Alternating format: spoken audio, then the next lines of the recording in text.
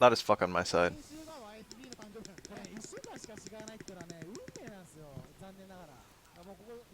Alex Mir? That's cool. There was an Alex player who he almost beat Alex Vi. It was the guy who came in second a week ago. And if he beat Alex Vi, it would have been so much easier for me because Alex is free as fuck for Oro. And he felt like he didn't know the matchup.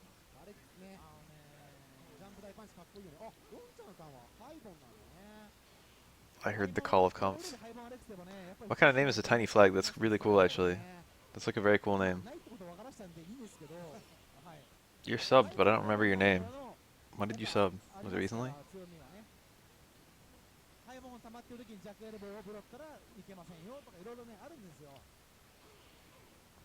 Anti-air parry into stand strong is probably Alex's best parry. He can combo the stand strong to an EX knee if he wants to. His best anti-air, I mean.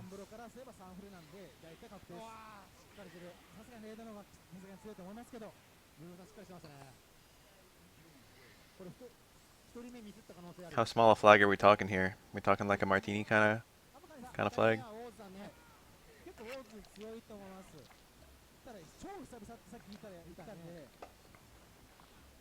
Tor strong is a surprisingly okay normal for Alex. Most of Alex's normals are pretty bad. Stand strong is okay, but it can whiff on some crouching opponents. Close medium kick is quite good. Every other normal Alex has is kind of mediocre. Far medium kick is okay, low strong is okay. Alex's special moves are pretty good, but they're very combo unfriendly. The command grab is nice. Having a command grab is nice. The slash elbow is pretty good. The flash chop is actually really good. Oh, it didn't chip. And Ken missed his reversal super. That towards roundhouse was definitely a reversal super that he missed. I can say it with certainty.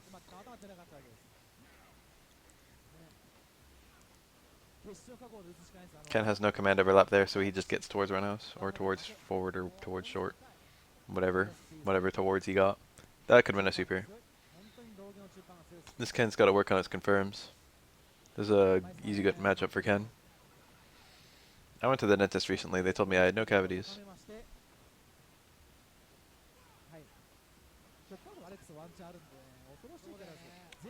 But they didn't give me an x-ray.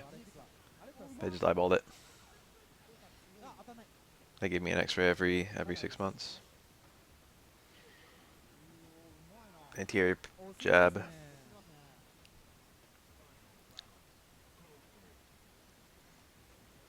One thing that's kind of annoying in this game, if you play a charge character, is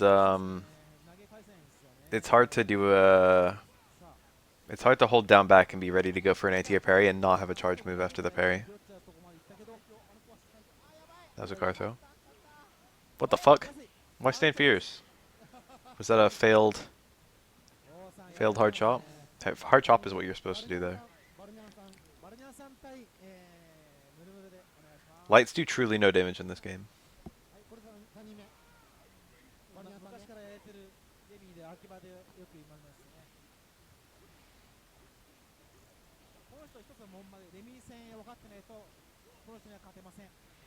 Lights are like purely for ticking and confirming in third strike. Almost the whole game is played with mediums and heavies. Mostly mediums. One day I'll play Escape and you won't even fucking be here. Ooh.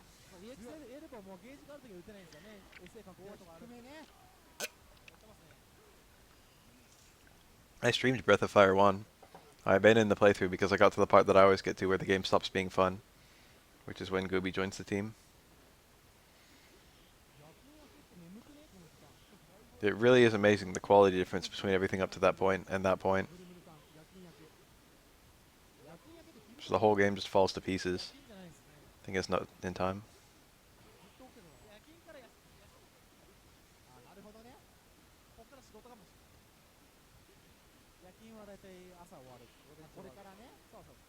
It's a shame because a lot of really cool things happen after that. Like, I don't think I had any of my spells, my dragon spells for Ryu. And Nina couldn't turn into a bird yet.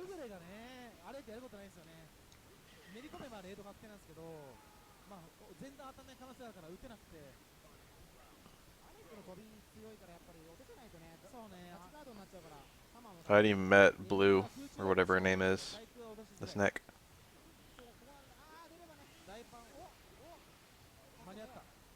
Ape Escape will almost certainly be my jam. Ape Escape is probably a reasonably high quality platformer.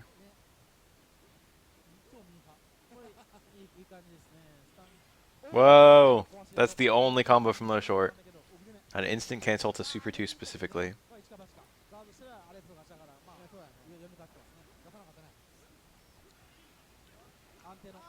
Oh, I thought that was going to kill him, but the juggle potential ran out. Symphony of the Night might be eventually. I'm probably going to do more of the GBA Castlevania games. I might also do PSP Rondo. But I might do all three of the GBA ones. I'm going to be that guy who complains about Circle of the Moon. I don't like DSS. Alright, I'm done. Every Castlevania game has like some system mechanic where I don't care for it. Except Symphony of the Night. That one I liked every mechanic. I like turning into a mist. I like turning into a bat. I like turning into a wolf. Best GBA game? I don't know, that's a lot of fucking competition. In my humble opinion, the best GBA game is probably one of the Battle Networks. Probably 6, but also possibly 3.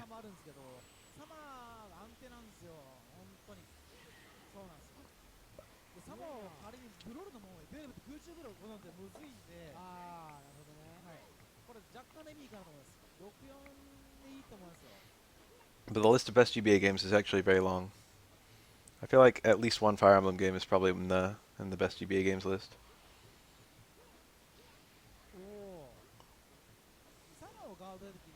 I'm sure you could ask a lot of people and they'd probably give you Pokemon. Maybe Emerald, maybe Fire Red.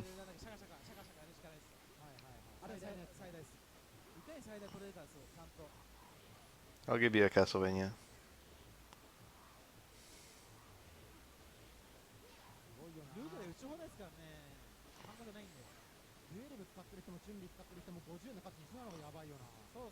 GBA hit some really great ports too. Advance Wars is pretty great.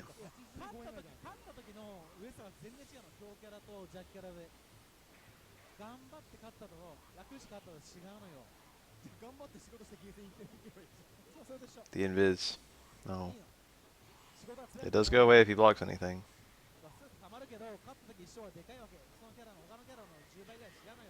A lot of 12 players turn invisible and then immediately jump air dash away.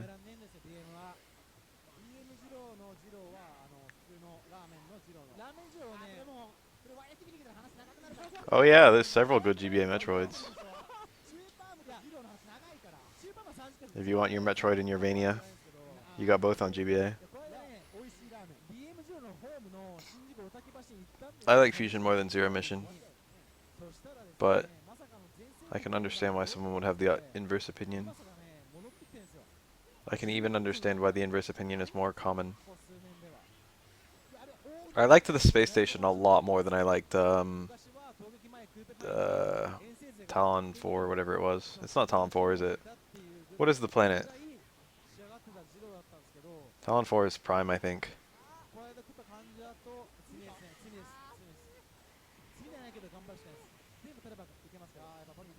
Oh, hold on, don't tell me.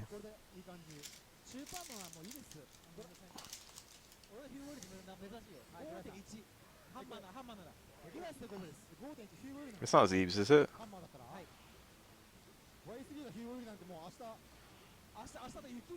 I didn't think we ever went to Zeebs in any game.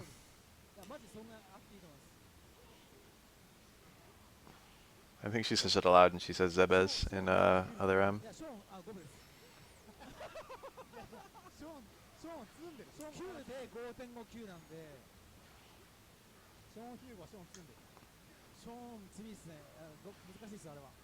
Is it SR388? Is that it? Is that the planet from the first game?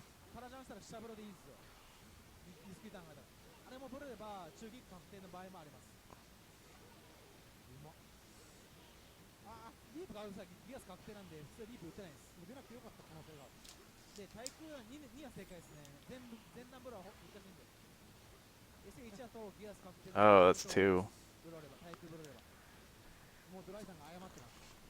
Fuck.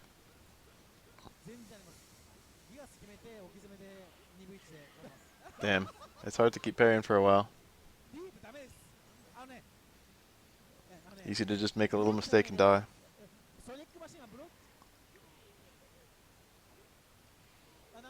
Wait. Wait. Mega Man 0, 1 through 4. That's a nice opinion. Fusion has a SR3A8-like section.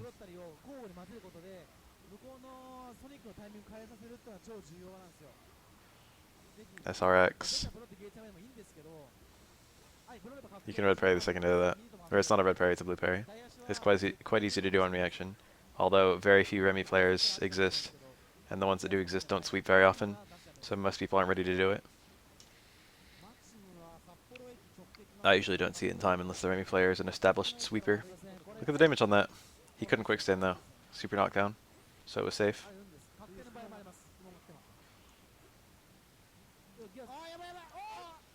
The taunt. Bonking.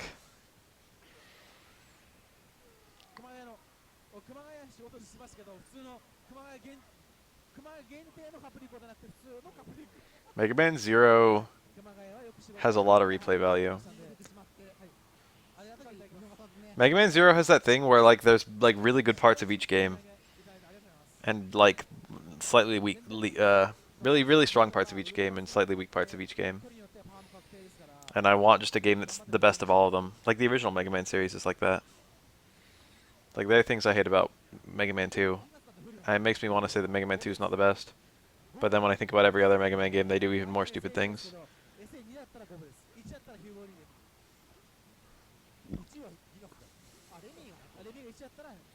I think 0-2 is probably my favorite Mega Man 0 game. That big old overhead. Oh, nice. That's a really fast super.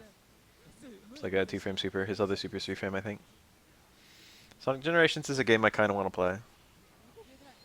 But to be honest, I was never even that crazy about Retro Sonic. I liked Adventure 1 and 2. And I've got a weird sort of nostalgia for 3D Blast.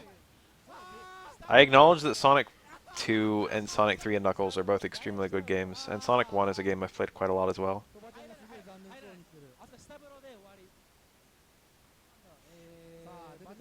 Yet.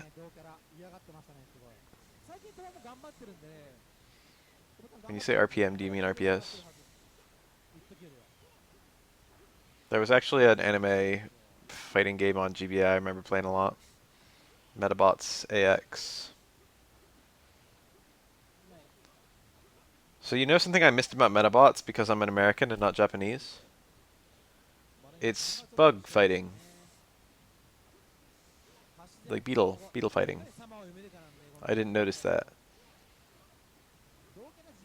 It's all a reference to those fighting beetles.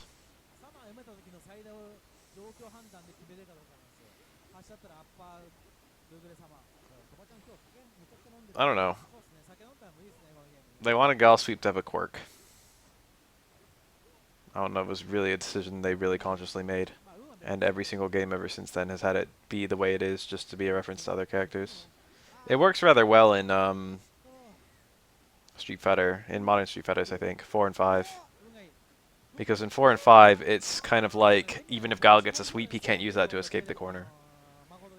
Whereas any other character would be able to.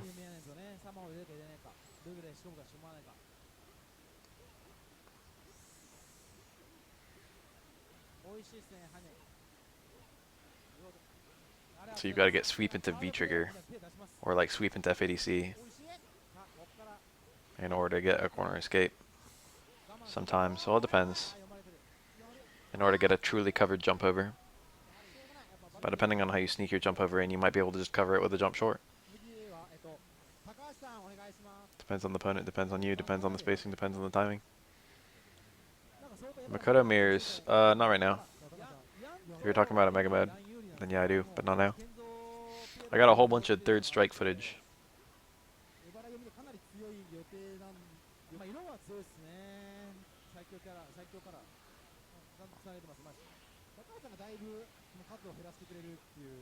EX Hadoken is 2 parries. Go away. I'm tired of this. A lot of the parries I did for EX Hadoken, sometimes I just tried to go to down back and was missing it because my controller was kind of fucky. It wasn't giving me down back all the time. Other times I just parried and didn't react to the fact that it was an EX Hadoken. Like I did one parry into punish and then it was like, oops, that's a 2-hit attack.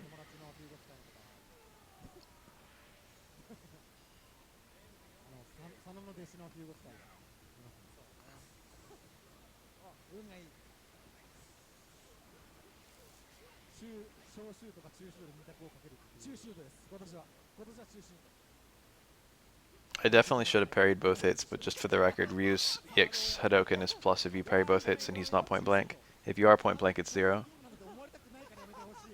But if the fireball travels at all, for every frame the fireball travels, you're more minus. So parrying both of them is, I usually think it's not worth the bar. EX fireball and block is, I don't know. It's also around neutral.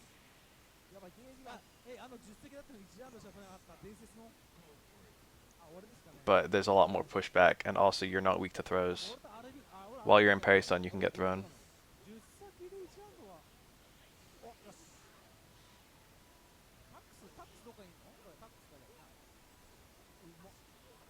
EX Tatsu's like -4 in third strike. It's generally unpunishable, but it's minus.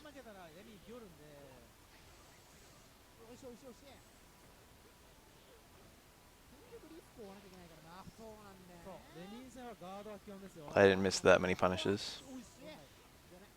There just weren't that many.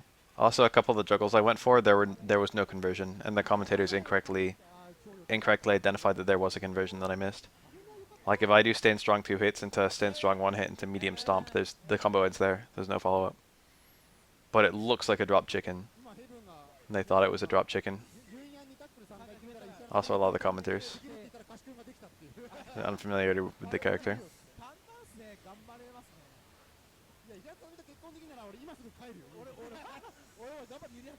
I guess I could whiff a stand strong there just to show that it doesn't hit.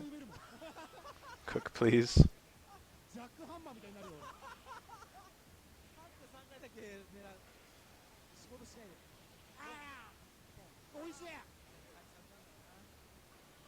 There was like one round where I was up a huge lead and then he cornered me and I died, and it was like, how did I lose this one? And after that, it was in a bad way, non-stop.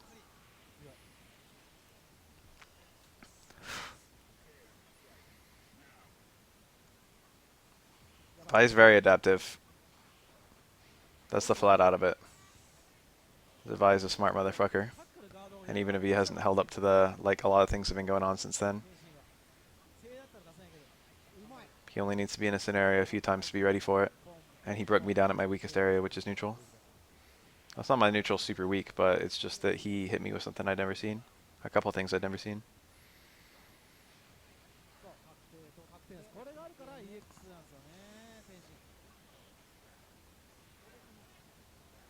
He hit me in the area where it was the easiest for him to hit me. It wasn't my weakest area, it was just the area that he was the least, like, out of his league. The knockdown teching. If you hit down, you'll roll. That's it. There's basically no reason not to do that.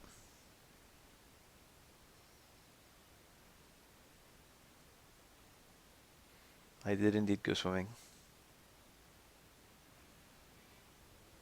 Vi's Ryu was like bog standard SA1 Ryu. I played a few Ryus like that. Not recently. He played it very well. He played like what third strike Ryu looks like. A lot of people were calling his playstyle weird, but it's actually not weird at all. It wasn't like Denjin Ryu, but Denjin Ryu looks for different things. That's just like what Ryu's neutral looks like in third strike. It's just weird compared to other Street Fighters. Super's the only hard knockdowns, that's right. Only supers. You can quick stand sweeps, you can quick stand throws. Whoa, what the fuck? Oh, he's dead.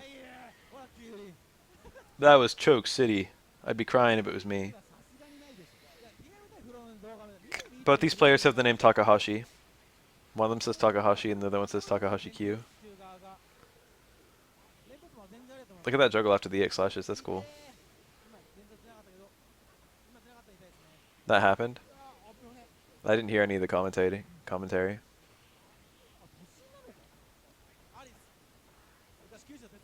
Oh, it's over.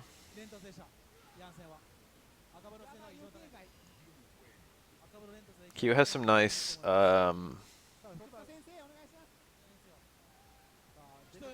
Q has some nice damage juggles on twins if he gets a command grab, but it's hard.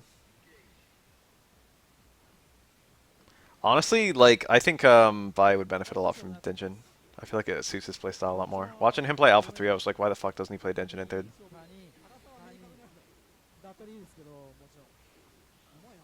This is Totsuka Sensei.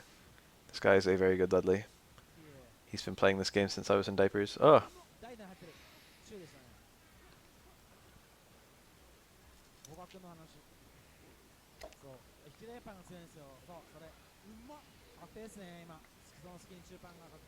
That was actually a pretty sexy confirm.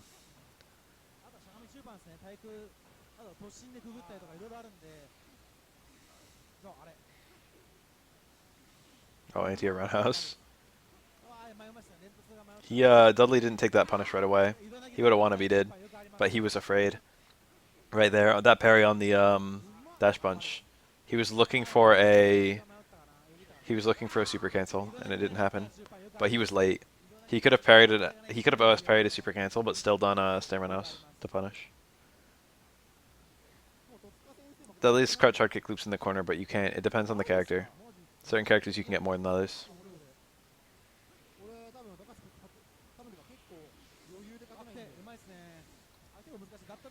Nice. I'll miss you.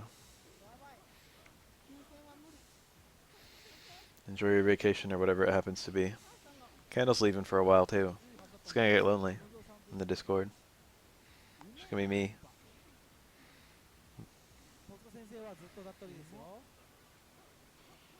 Nice.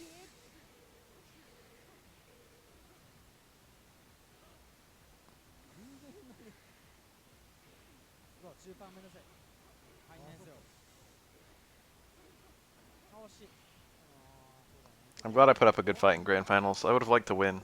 I came pretty close to winning. But like, in Winners Finals, it was a mess. I was like a complete mess. And that kind of shook me a bit. I had enough time to recover because there was a long time between Winners Finals and Grand Finals. I don't think that was a punish. Ooh, nice reset. Got him. Stand strong. No, he can... It's fine. Oh, it's not fine. He didn't kill. He dropped his combo so early. On that dizzy. This clap. Anti-air clap. Stand strong. He could have done like 5 more stand strongs, I think. I don't know how much JP clap is. It could have been 3. He could have done several more stand strongs no matter what. He had like a big old conversion. He didn't have to burn that bar. He could have gotten a stun juggle.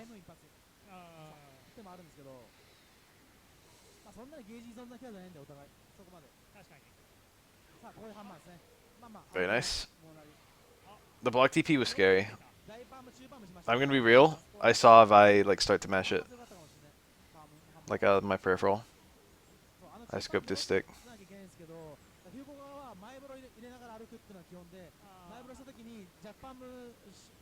I was already gonna wait though. It didn't change my decision making because I was literally like I was just gonna do a delayed back throw or something.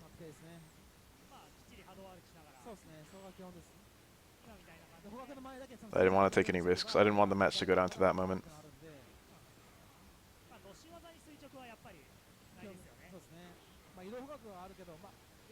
I figured if it went back to neutral, I'd have an advantage. So I didn't need to win right away with that Oki.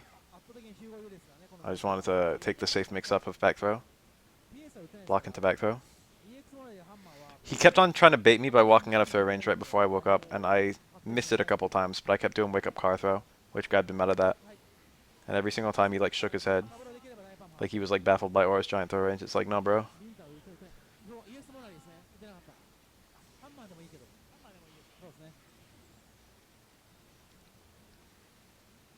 Yeah, Aura-chan. It was probably obvious. But it doesn't take much to make that matchup start to be horrible for Oro. And I ate a lot of low jabs and stuff that could have been low forward super. If he was better with his confirms, I should have died.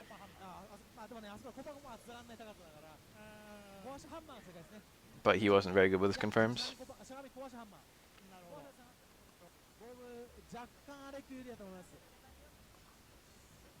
Against Denshin Ryu, I can afford to pick my battles easier. That's probably the thing that killed me. It's it's hard for Ryu to land a super. It's hard for him to do much more damage than that throw if you just hold them back.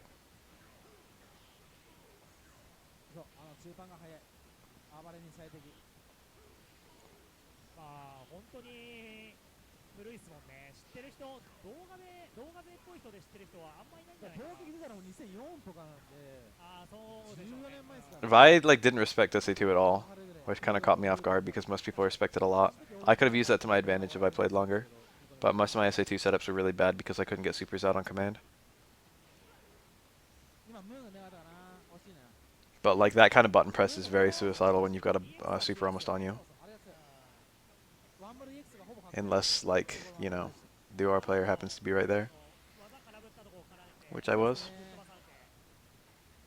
Those were the only 2 times. He basically didn't respect Super 2 at all. But like, I could have used that to win. But I couldn't get out the supers when I wanted them. Car throw doesn't really help. Car throw, if car throw moves you in during your one frame, car throw doesn't actually make your throw range bigger, it makes you approach. So if it makes you approach into a hitbox, you just get hit.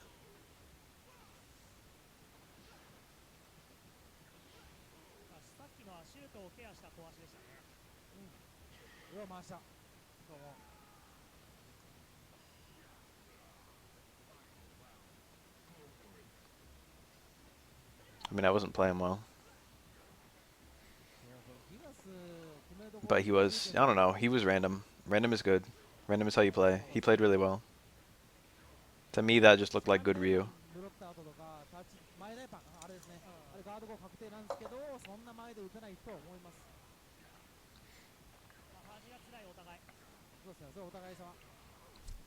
The times when he wasn't random, he was very safe. That was a standing 720. Timeout, look at that. Beautiful.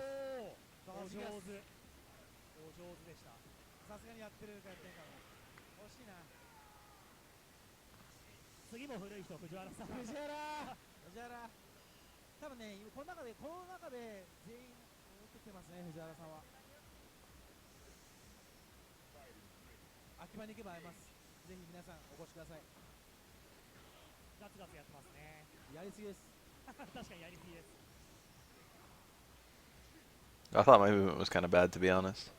I got lit up by a lot of anti-air. The one time I parried down Fierce, I did jump around us and I whiffed.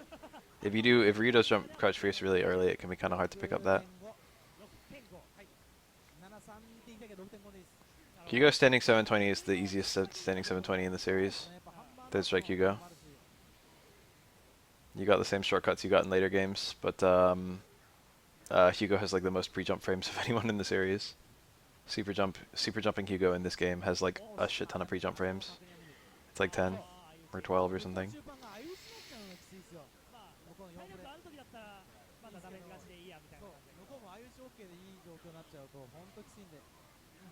In Japan they call it the Tachigigas.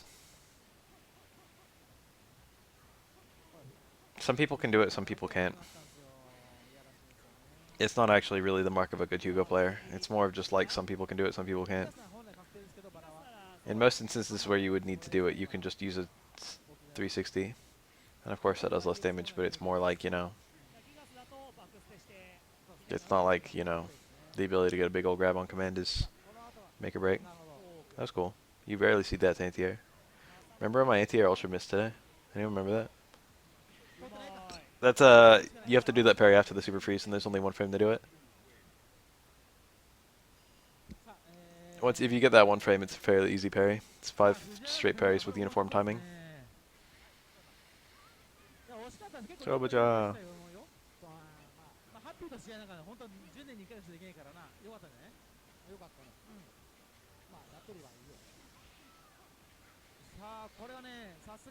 That's a nice little parry. Look at this dizzy. Makoto could really get stunned. Makoto could really get stunned. Oh, he did it.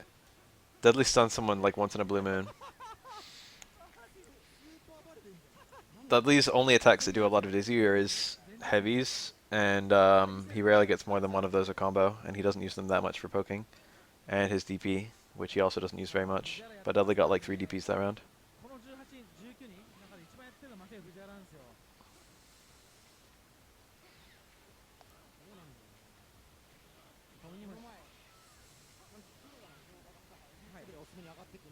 I don't know if I'd say that T-Hawk does walk up 720 a lot in Street Fighter 2 anyway. That might have been the trick they used, but it's not really like, you know, most T-Hawk players played old Hawk. He doesn't even have a 720. And even then, T-Hawk, usually by the time he has a super, then a 360 will kill the opponent. And I think they're both one frame in that game.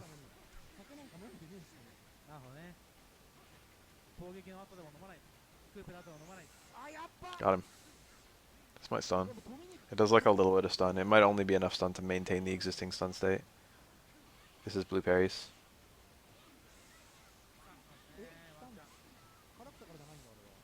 No. He might have missed the Kara. I think you only need a single Kara on Dudley.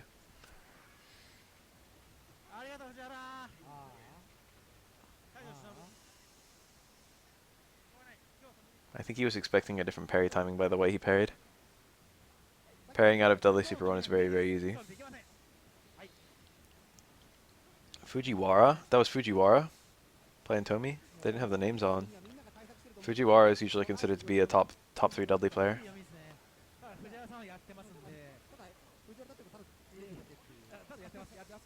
I think that says Fujiwara. I recognize the Hara. The Hara is used in a lot of names. Whoa, look at that. Stand strong into light machine gun blow through the mirror.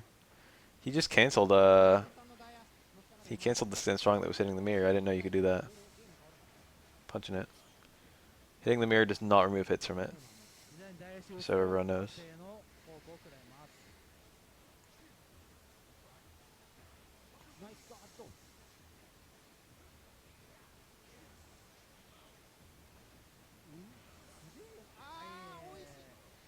Let me try typing Fujiwara and we'll see what we get.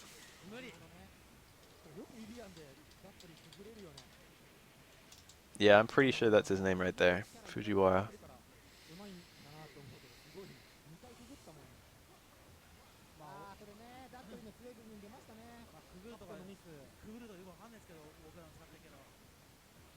Oh, that was nice. That was a nifty cancel. Oh, you can do a stand strong there if you drop that. I don't know about towards forward, which is what he went for. It might work. He did drop it, but it's like a salvage combo.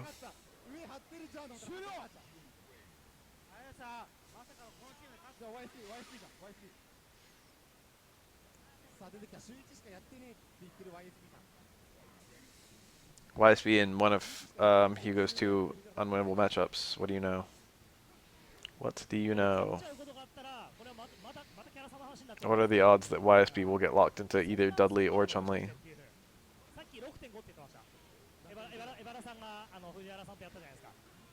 Wow. How about that?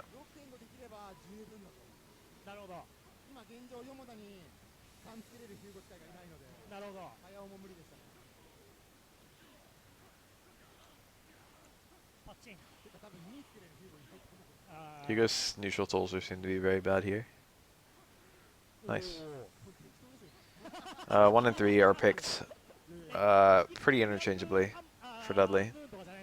3 is probably a smidge better because you have more EX meter total, which rarely matters, and you'll have it more frequently because it's got a shorter bar, which matters quite a lot.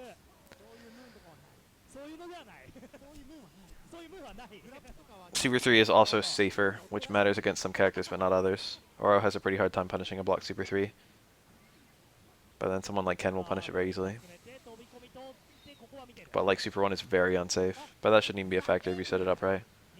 Super 1 does a bit more damage though. But the damage loss is... Well, it is noticeable. Super 3 really doesn't do very high damage at all. But people still tend to prefer Super 3. Super 2 is like an entirely different beast. Yeah, Super 3 is a better anti-air. It's also better after those air reset setups. Super 2 has like a completely different purpose. It's got new linking options and it's also a punish super. Like it goes really far and it does really high damage. But it takes away your EX. Yeah, since 3 is more readily available, you get more hard knockdowns, which means more rose tosses. Which makes up the damage difference for the most part. 3 is like a smidge better, most people seem to agree. And that's why most LDs run 3. Against some characters, you see it a lot against Chun-Li. Against some characters, you really don't get that many opportunities, so you want your opportunities to count. And against those characters, you pick Super 1.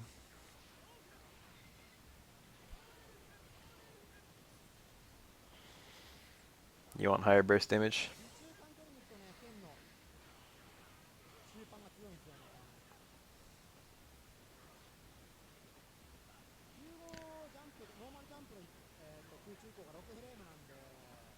Super 1 and Super 3 have damn near the same application though. They've got like all the same combos.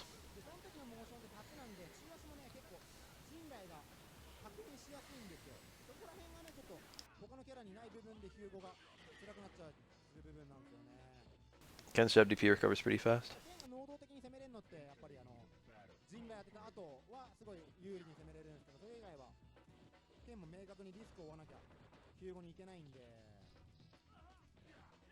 That did like no damage. Neutral throw is still okay for Hugo because it has such good Oki that it either does 2 or 3 hits depending on timing.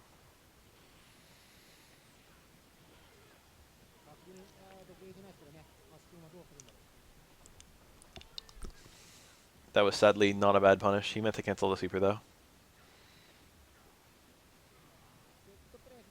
A good punish for Hugo there probably would have been low forward.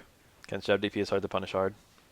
Hugo normally relies on his claps for punishing, but I don't think you can get a clap out in time for a Shoto, for a Ken jab DP.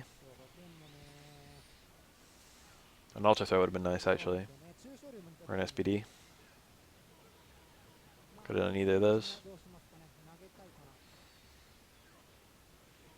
Grapplers have this thing where they can get a lot of damage off of literally a 1 frame opportunity, or like 2 or 3 frame, depends on the game. 5. But most grapplers actually have some pretty bad damage outside of those instances where they get a ton at once. Hugo is a bit like that, but he does have the clap combos. Ken's like got this. This is hard to win.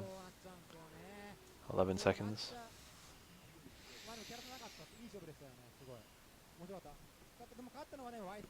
Like if you look at T-Hawk, he doesn't really have a super high damage potential at all. Hard SPD is about as high as his damage gets. How about some acho? Same characters, but not the same video.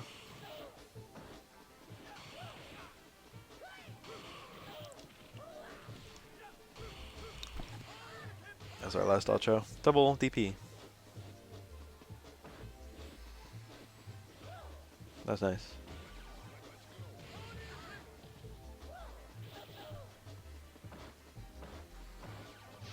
Gets dash so fast.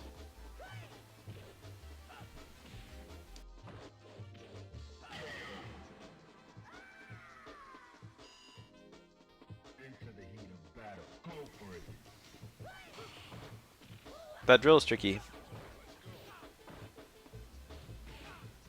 The different angles he can go mean the parries are at different timings, also based on when he does them. The angle that they hit you, the angle that he's moving.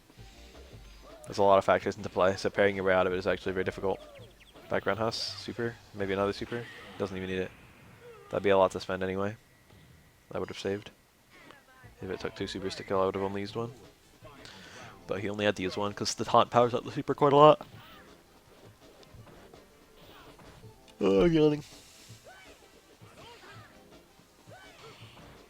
Why am I so tired lately? Have I been missing a lot of sleep? Yeah, look at that. He mashed it too.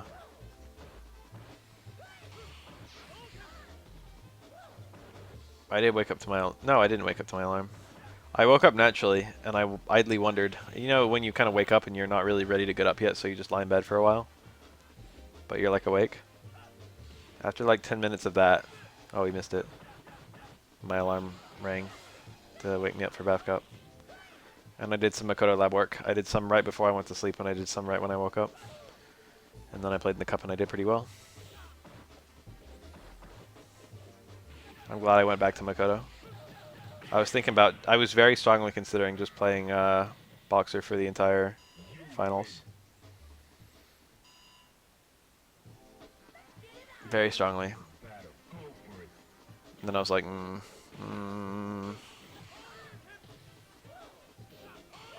I'd rather lose with Makoto than win with Boxer. That was my decision. I'm here to demo Makoto, so I'm going to demo Makoto. And I actually got to show off quite a lot of stuff, thankfully. So it went really well for me. And there were some good highlights too. I need to go back through all the Omega Cups and do some highlights. I think it'd be nice if we, as I was doing them, we had like a little highlight video going on. Just like the really silly, either big combos or like silly things that happened. Oh, you know, I do want to play BB Tag. I might not do it today. I might do it tomorrow.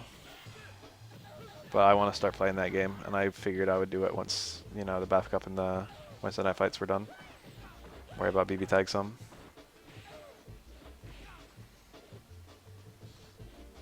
Huckman's out, right?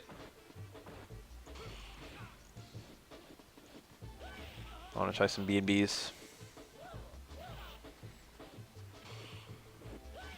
He probably has new trials and shit. I wonder if he still requires manual timing. I wonder if he's still going to be a nightmare to play.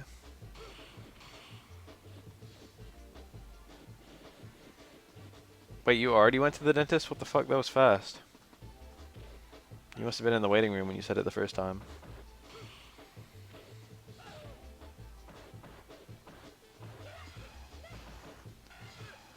That's a punish.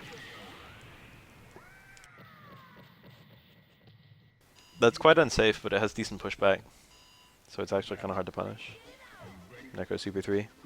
If you're point blank, you can punish it as just about every character.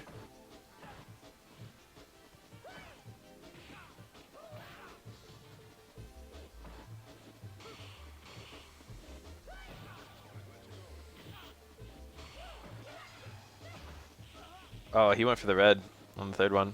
If you parry the whole thing, it's about as unsafe as if you block the whole thing, because of the way parrying projectiles works.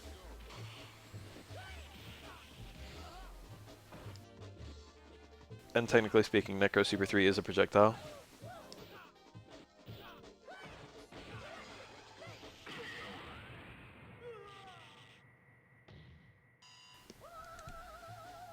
Independent video store. Is it Game?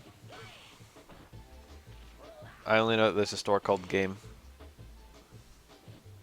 I guess if you say independent, then it's not Game. I guess it's independent. There's a store not too far from me that sells a bunch of retro stuff. I used to go there a lot and think it was so cool, but now it's like, I don't know. It's still kind of neat being able to see Neo Geo Pocket colors.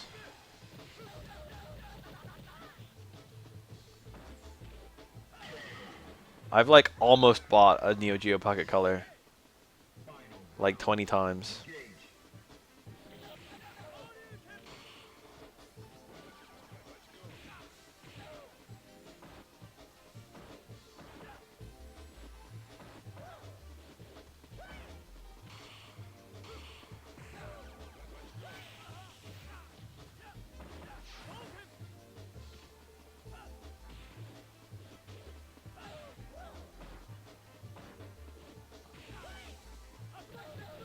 Ooh, Ground Tatsu. I've got some great footage for the Ken B&B video. That's right, Ken B&B video.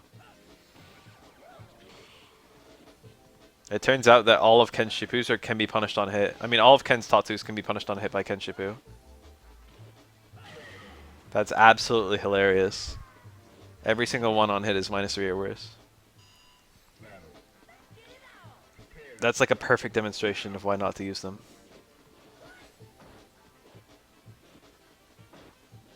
Most chem players treat ground tile 2 like it doesn't exist.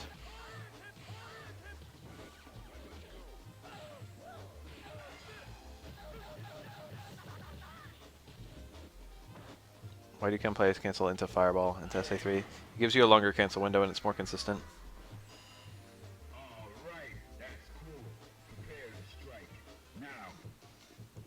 Makes the confirm easier. It also builds a little bit more bar.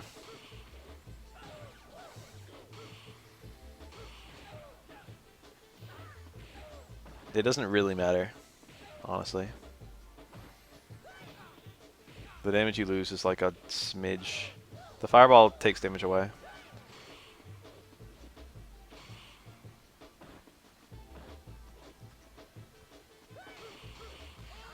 Nice. The damage difference is negligible, but without the Fireball it's stronger.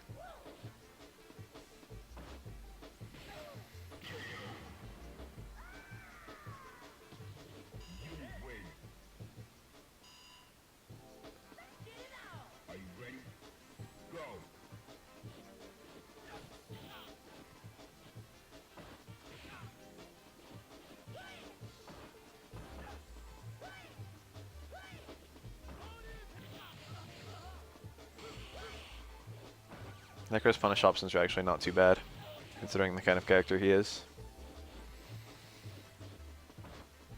He gets okay damage, and he has okay speed and range off of his back strong and back forward. And their conversions.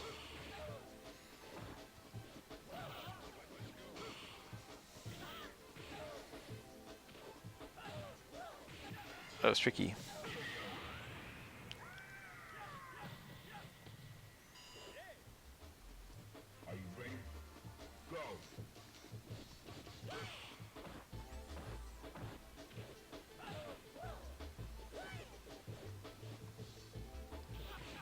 That was a super, he missed it. That's TC. Back short into far strong. You have to let go of the back between the two hits, I think. I don't actually remember if you do or not. Back short strong though. And then you can super cancel it. It doesn't special cancel, but it does super. It's fairly easy to do. Nice.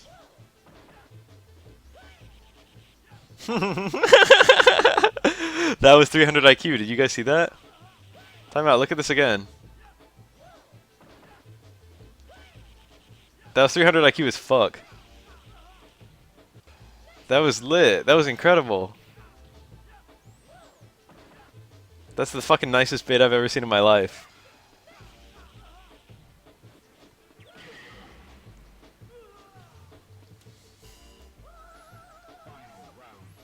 That was actually one of the best baits I've ever seen.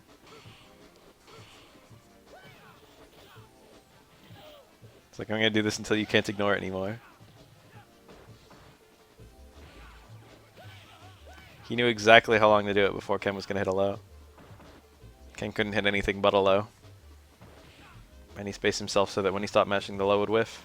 And then he managed to whiff punish it.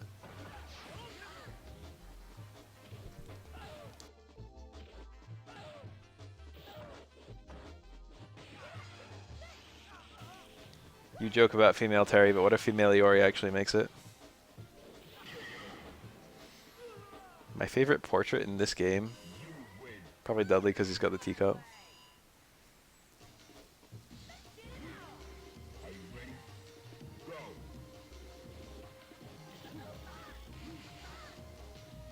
I'm pretty sure female Terry is Alice.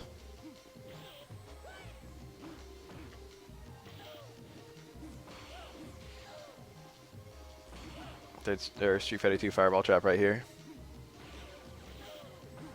This matchup is, I mean, it's good for Akuma, I think, but it's less good than you would think. It's like pretty even if memory serves. Mostly because of Necro's very high dizzy output. And the fact that Akuma's neutral is only okay against Necro and not great.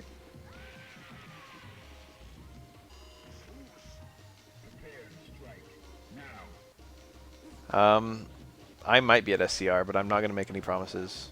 And if they have third strike there, I'll probably enter it. But again, I'm not going to make any promises.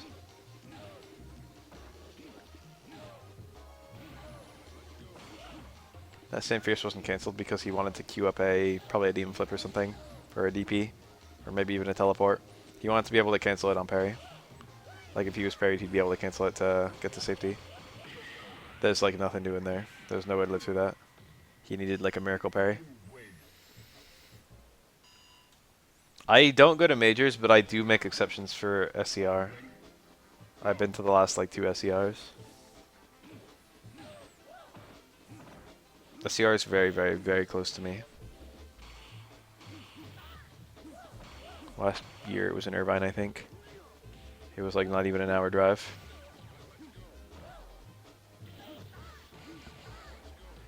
I think the word you're looking for is homage.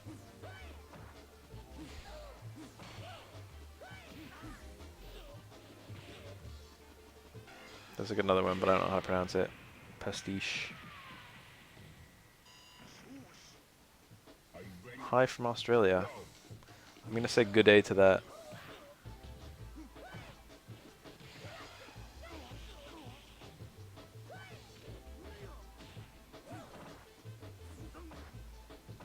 My favorite event of the year is coming up pretty soon. It's CEO. I don't know why. I guess they just have really nice production value, or they have a lot of fun.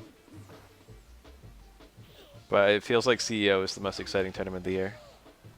So Necro throws like, it's 3 hits. I don't know if he throws down 3 snakes or if he throws down 2 snakes. I don't know how that actually works. But he throws down some electric snakes that bounce along the ground. And if you hit him out of it, only one of the snakes comes out, perhaps. Or even none of them, depending on the timing. I don't think that super is invincible at all.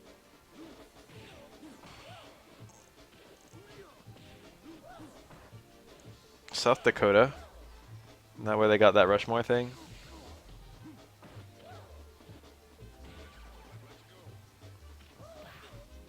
I like the anime tournaments a lot.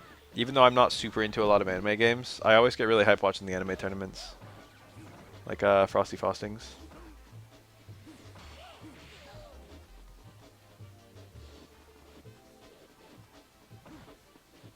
CEO feels like an actual like wrestling match. I got all the commentators yelling and shit.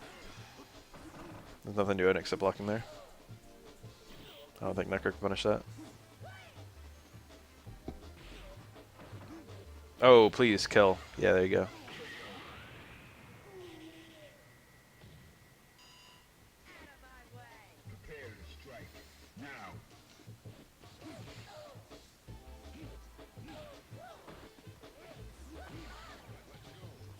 There's something really cool about anime-specific fighting game tournaments, where they have the Guilty Gear and the BlazBlue as the main stage events.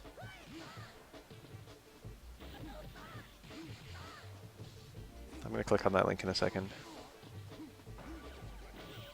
Oh, that lack of a cancel. I want to be a guy who plays anime fighters. Oh, I saw the Midnight Splisses. I want to have sex with all of them.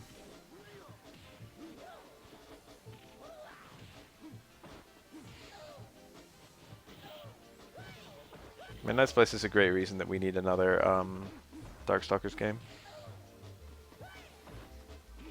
If I start playing anime fighters, do you think other people will? Do you think I lead the community in any way whatsoever? Do you guys want to learn something kind of funny? You know how I call my videos primers? Did you know I actually did that for a very specific reason? That I used that word? It's because literally no other people were using that word before me.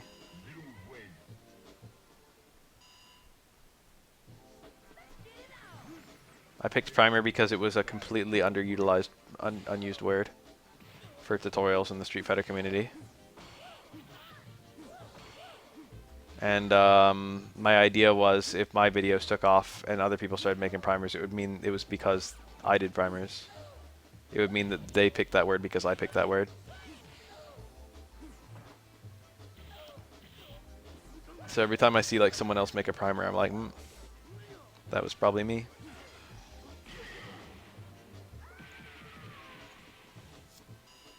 It's like a low-key way I tried to gauge whether I was influencing the community. What do you think about playing on keyboard? I feel like if you've got a nice keyboard, it's fine. But you're gonna look like a goof if you go to a tournament. That's literally the biggest reason I think you shouldn't do it. Is because a keyboard doesn't work with any fucking console setup.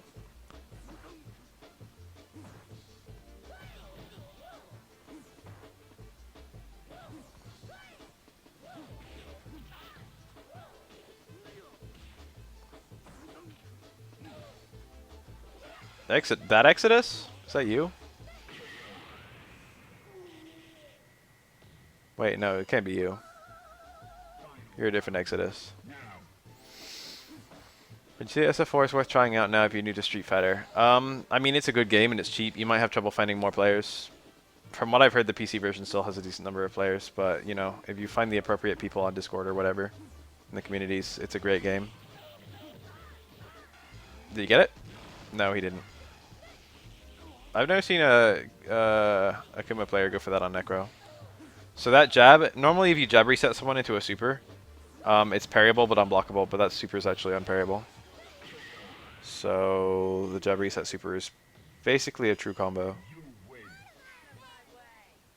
Some tiny scaling differences between that and a real true combo.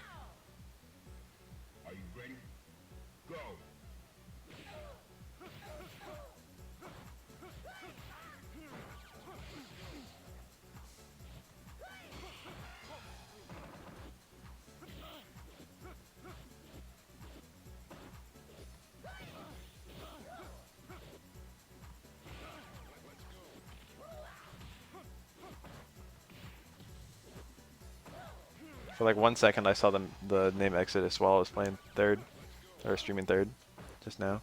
And I'm like, oh, that could be Exotech. But I think he's just Exodus third. I don't remember what his name is.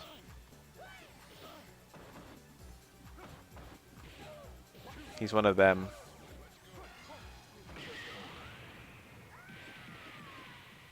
One of the GGP warriors from a long time ago. Rennick actually had a video of him playing Denges just recently.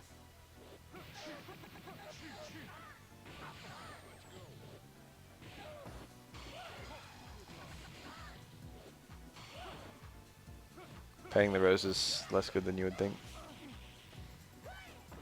Paying the rose puts you in the same scenario as blocking the rose. Except you're slightly better off when trying to parry an overhead or low, which is probably not the way you should even be trying to defend yourself. And you're slightly worse off against the throw.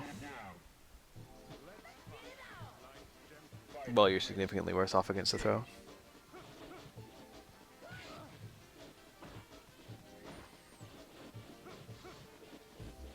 I got a message on Steam. Do you think any of the low tiers other than Sean should be outright avoided, or do you think everything other than Sean should be playable? I'm going to say probably avoid 12 too. Everyone else. Nice parry. Oh, what did he go for? What the fuck was that? Timeout.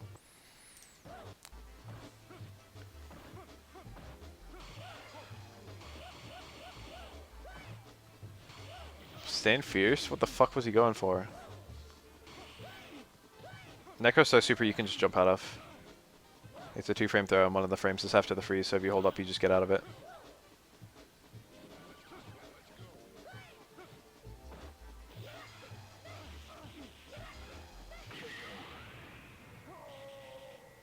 Oh, it could have been a heavy hook, yeah. He probably... The thing is, he was out of range for the full 5 parries.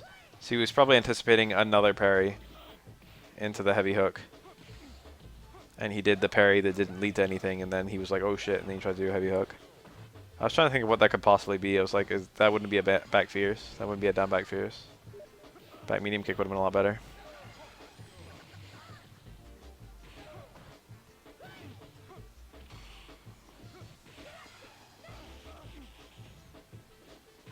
But if he was going for a heavy hook, that was optimal. Oh, whiffed a hit on Necro. Oh no! That was a punish. Universal overhead's really minus. He was just trying to sneak it in. It's very deadly at endgame, universal overhead. It doesn't do very much damage, but it doesn't need very much damage at endgame. And it's quite fast. Hard to react to it. I remember watching video views the other day. He said Toast Neutral was strong. Yes, his damage and mix-ups are just that bad.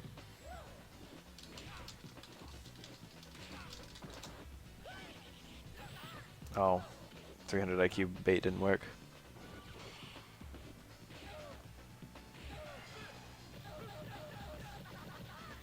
The thing is, Necro's grab super has almost no recovery whatsoever. So even if you jump out of it, it's actually an okay situation for Necro.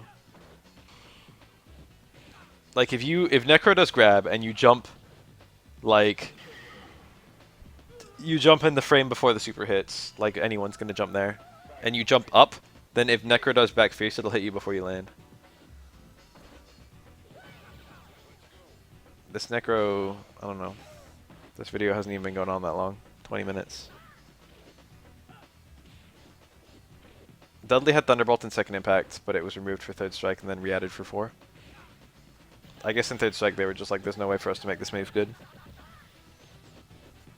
And what's funny is in Street Fighter 4 it still wasn't very good. But they were quite aware with the Street Fighter 3 characters in 4. They didn't just make it so they were all based on their third strike versions. You can see little things that indicate they were based on their general Street Fighter 3 versions. Like Ibuki Ultra 2 is based on her removed super. The super that Ibuki's Ultra 2 is based on is not even in third strike. She got a new kunai super.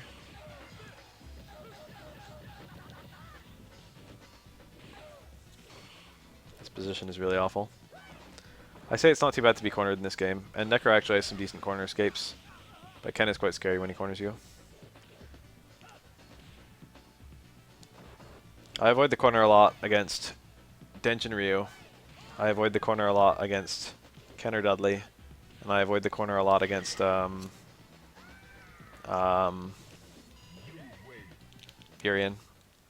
If it's Makoto Super 2, I put myself in the corner on purpose. Apart from that, I basically don't give a shit about my screen position.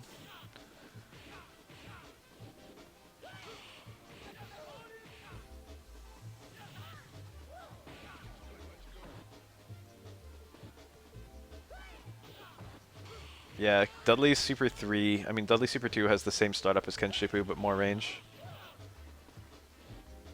It also does a lot more damage.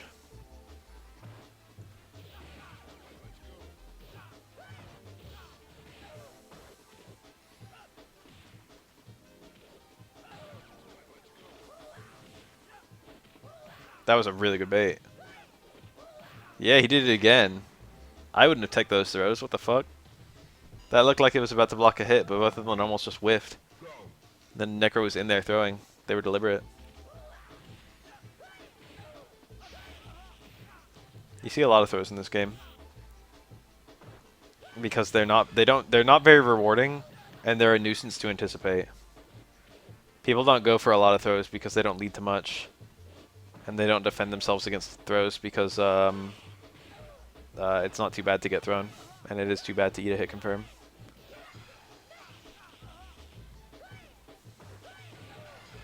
Least interesting to watch. Aura Mirror is actually awful. Now that you bring that up. Because a lot of Aura's tools don't work on other Auras. Which means you have two characters who can't really touch each other very well. Which ends up being really stupid.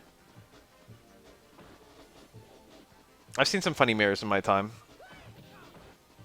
Like, for example, did you know Blanca Ball punishes Blanca Ball on hit? That's pretty stupid. Juggle. Yeah, yeah, yeah! Oh.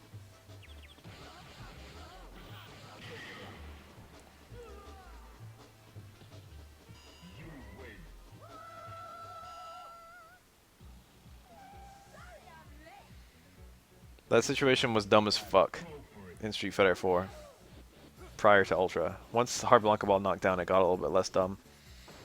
But if you ate a hard Blanca Ball, you could then punish that hard Blanca Ball with a hard Blanca Ball of your own. But doing that meant that the opposing Blanca could then punish your hard Blanca Ball with his hard Blanca Ball.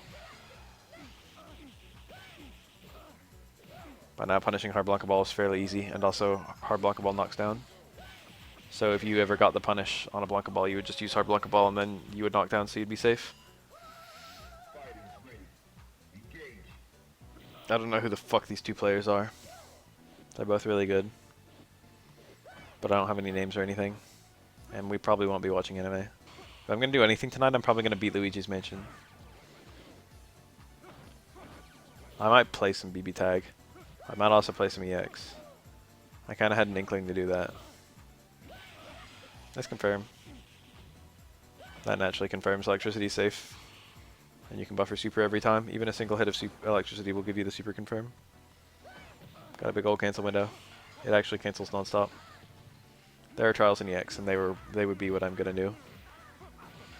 I've done a bunch of EX 2+ trials on stream. I've never done the EX 1 alpha trials. Hard parry there. That's a 1-frame parry. It would have been a red parry, but it didn't matter. It was 1 frame no matter what because of the way the freeze. Yeah, you missed the first 3.5 chapters of Luigi's Mansion.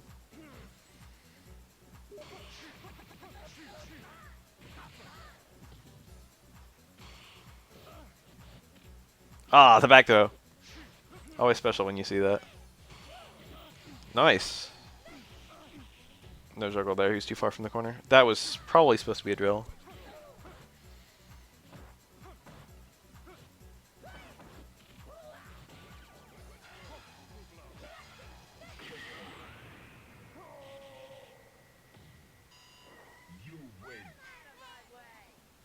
If he's so short.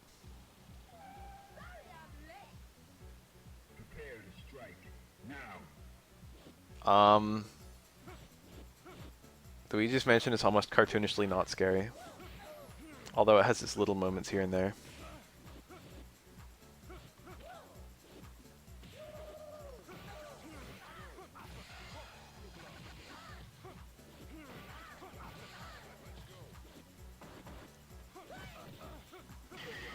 It's like Nintendo was like, "Hey, let's make a horror game, but let's put charm instead of horror."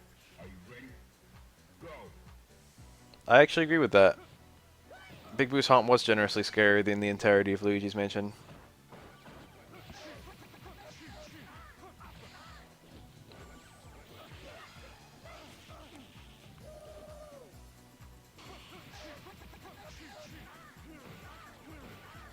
Boing, boing.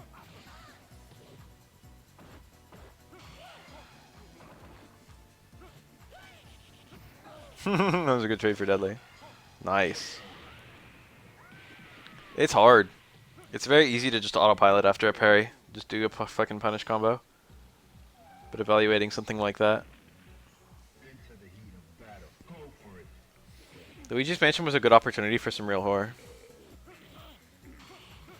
But we got our GameCube horror game and it was fantastic. A non-scary horror game is kind of a good idea. Like a non-violent war game. Like Splatoon.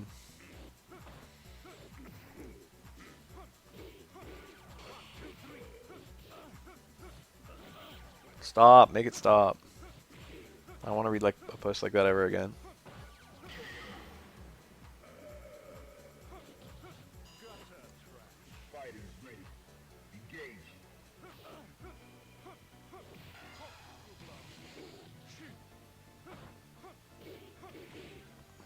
I feel when no Gothic will lead a GF.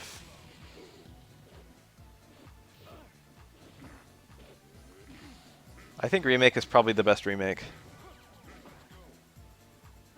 Like ever made. Ooh. Blammo.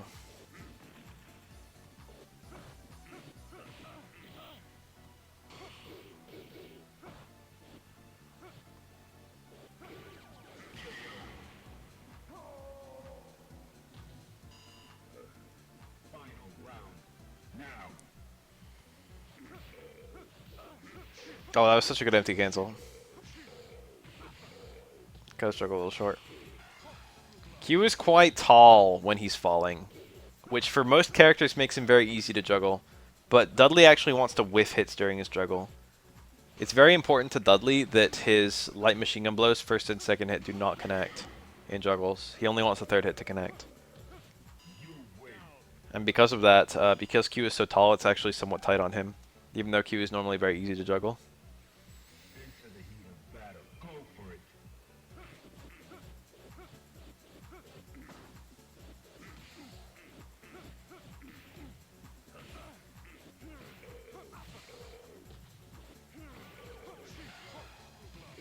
that lost some hits, but it's not all about the damage, is it? That was a car throw after parry. You gotta be very precise about that, or just wait for the parry stun to end. Oof. I didn't even see him committed.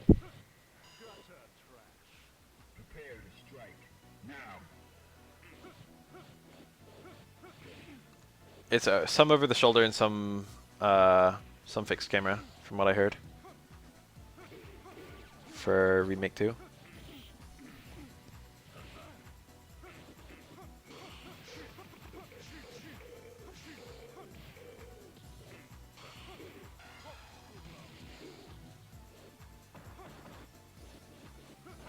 Q's car throw is the biggest car throw in the game. Followed by Chun-Li's, then Lena's, I think. I think that's your top 3.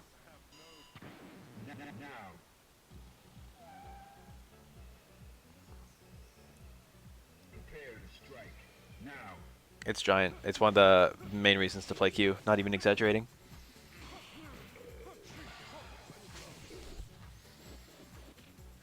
Q also has some rather nice damage. But that's about the only reasons to play him.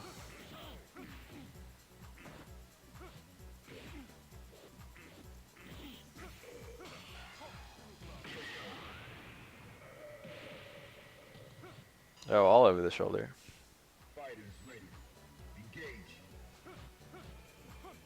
Over the shoulder's fine. It's more playable, but less spooky. I don't know if I call it less spooky. Well, it probably is less spooky.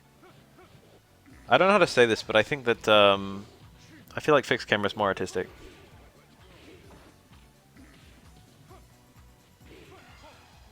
I like the aesthetic of fixed camera.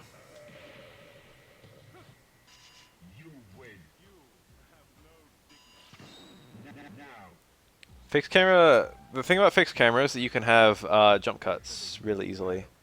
And you can also show yourself being chased. You know? That hallway scene where the Pyramid Head's chasing you in Silent Hill 2 wouldn't have worked at all with over the shoulder.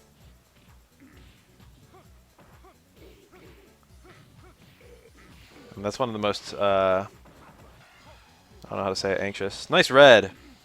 That's the optimal punish there, but it's very hard to get. That taunt was basically useless. He's got too little health for a taunt to matter. Nice back throw. Car throw. Dudley's in a really tough spot now because the chip's going to start adding up really fast. Ooh, it's over. A lot of people hate fixed camera, but I feel like for horror games it's not bad. I don't like it for other genres.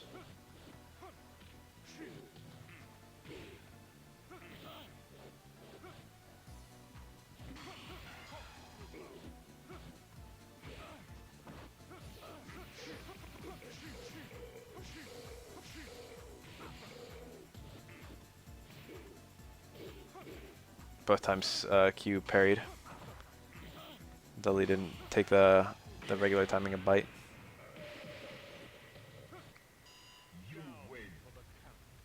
I like when horror games have like a look over the shoulder command. Shattered Memory said that. Tank is basically required if you've got fixed camera. That's the thing, is if you're going to have random jump cuts and you've got tank controls, and you're still going to be running in the same direction. But if you've got random jump cuts and you've got, you know, 3D controls, then all of a sudden you're going to change directions. That's why tank is always used in horror games.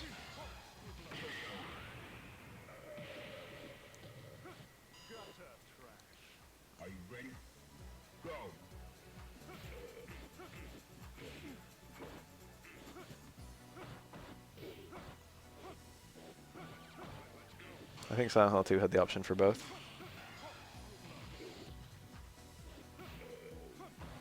There's an evil game on GBA. I don't remember one, but there might have been.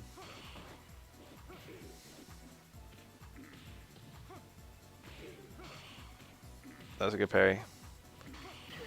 But there was nothing doing there. W didn't even have to bite. Q had to be so afraid of like an instant super or something like that. He had to make like reads about that, but Dudley didn't have to do anything. That's a unique intro, actually. Q walking in as people run away happens for a lot of the intros. But Q jumping in like that is only for Dudley, I think. A lot of horror games are kind of weak on the gameplay. You might call it a deliberate thing, or you might call it like a necessary thing. I think that it really does contribute. I'm going to be that guy who says that the bad controls can contribute to a horrifying atmosphere. I know it sounds like I'm being a bad control defense force, but I really think that a game is scarier if you feel like you can't really play it.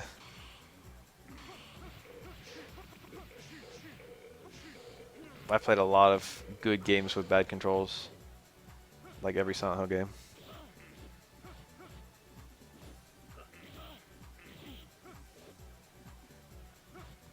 Oh, manual host.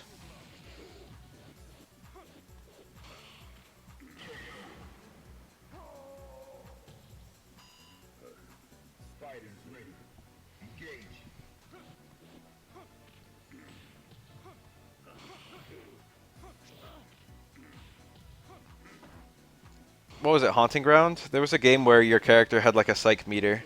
There wasn't a psych meter, but the game tracked your psych. And if you were like low, your character would make more erratic movements. I guess Clock Tower did that.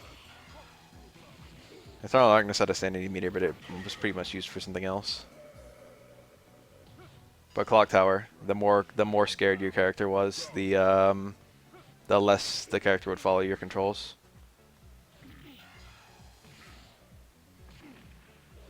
I feel like Haunting Ground had that too, but I haven't played more than the beginning of Haunting Ground.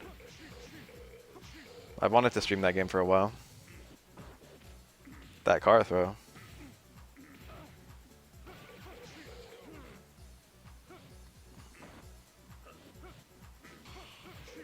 I was in the supermarket with my friend, and he was like, "Have you ever had this frozen burrito?" And I was like, "I don't fuck around with frozen Mexican food." And he was like, "No, it was plump." He was like, "Try this one."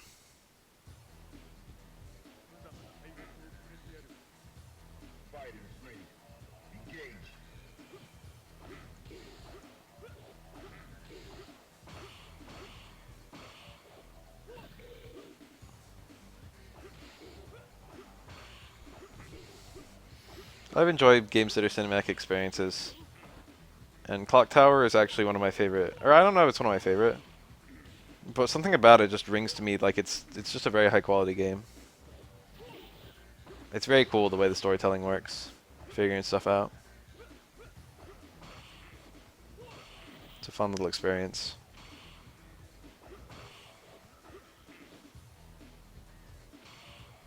Clock Tower is a nice little series. The Famicom one.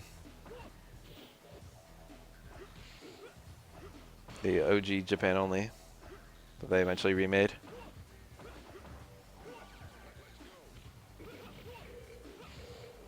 Anyway, he pulled out a frozen burrito, and he was like, "Try this one. It's better than all frozen burritos." And I ate it, and it was actually mad good. I was caught off guard. It was remade at some point, but I don't remember what it was remade on. I played a translated Famicom ROM of it. Yeah. Basically, that's like Remy's life, though. If Remy's life drops below the opponent's, he loses. Remy can sit on a life lead like nothing else, but getting a life lead is very difficult for him.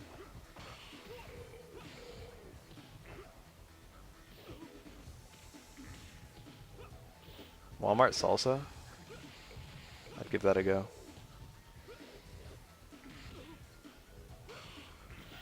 Ooh, good punish. That's what you do if you have no charge. I had Doritos and guac for the first time recently. It was okay. I love guac and I like Doritos, so I thought it would be really good, but they didn't really actually complement that much. Or it would, like, the Doritos got reduced to just being corn chips somehow. They were nacho cheese Doritos. I was like, I got some leftover guac, I got Doritos. This could be really good, but it was only okay.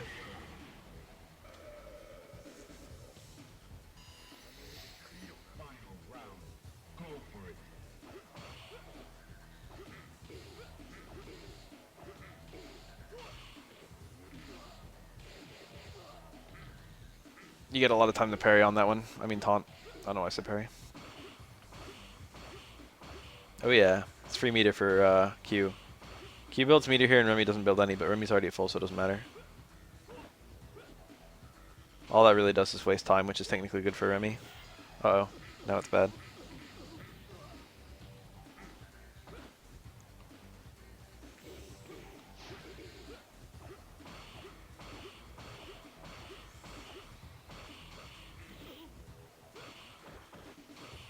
Oh my god, make it stop. All these parries. That was a well-timed universal overhead. Whoa. Oh no, he got an accidental charge move. That was a good idea. But Q did the 300 IQ wake-up option of wake-up parry into block. It's interesting the kind of stuff you could bait by doing that. Spinach and ricotta sounds so good, what the fuck? I would eat that so fast. I just ate. I got a Del Taco sitting right in front of me. I didn't even finish it. I got a breakfast. What is it? Some kind of breakfast burrito. I'm gonna open it up. It appears to be. Well, I see cheese in there. And what looks like corn. Alright, hold on. Requires further investigation. It's chicken. That might be egg and not corn. It is egg. Some kind of egg and cheese breakfast burrito from Del Taco. Anyway, I got that plus like a nacho bowl. Regular size nacho bowl, and I couldn't even fucking finish that shit. Charge partitioning is when you do some of a charge, then stop charging, and then start charging again. And the game will add up your 2 charges, and if they add up to 1 whole charge, then the game will let you do a charge move, even though you didn't do all your charging in one go. It's exclusive to Street Fighter 3.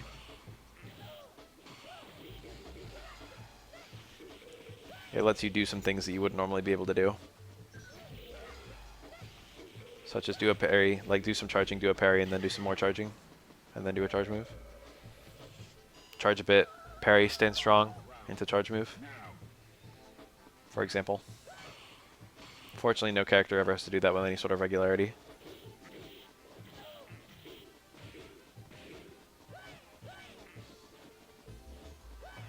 The gap, it has to, the window's about, I want to say it's like half a second, but the leniency is actually random. That's actually kind of hard to do. Nice punish. The amount of time you have is randomized, but the time only ticks down all the time you're not charging. So if you're only not charging for a few frames, then you've got a really good chance of it working.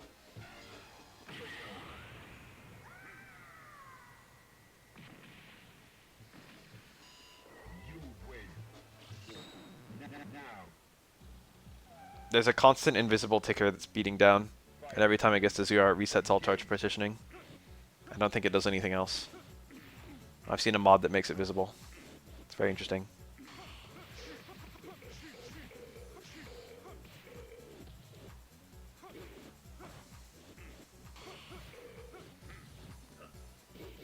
Yeah, if you overcharge, then it won't let you do it. It won't work. It doesn't matter where your dividing is, but it just has to add up to the right amount. Let's say it takes 1 second to charge. If you charge like 0.7 and then 0.3, the charge move will work. If you charge like 0.3 and then 0.7, the charge move will work. The partition will work. If you charge 0.5 and then charge 0.7, the charge move won't work. Because you added up to too much.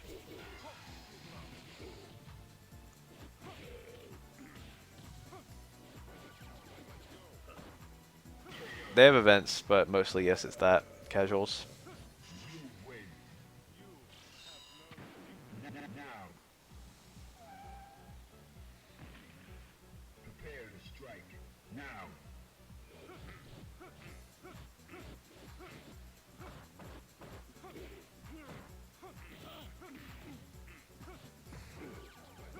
Yeah, if you charge too much, the partition will not work.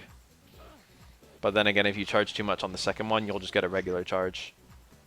Like if you charge like, 0.5 0.3 of a second, and then charge like a full charge time after that. It's like the charge partition won't add up to a full charge, so it won't work like that. But because your second charge was a full charge, it'll just give you the charge. You'll just have charge because you charged enough.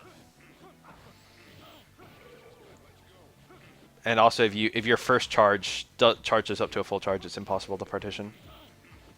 If you get a full charge and then break it, there's no way to partition like a charge back. It's kind of hard to explain, but once you like do it a little bit, it makes sense.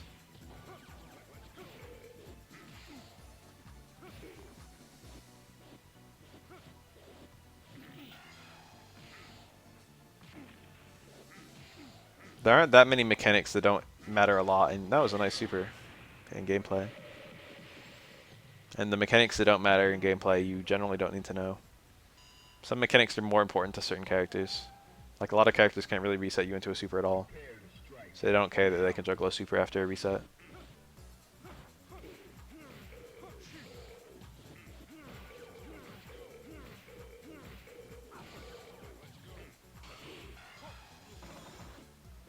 Have we ever actually seen Mr. Gotch? Has he made a physical appearance? That's the secret Dudley target combo. That's low short stand forward. That's like the least used target combo.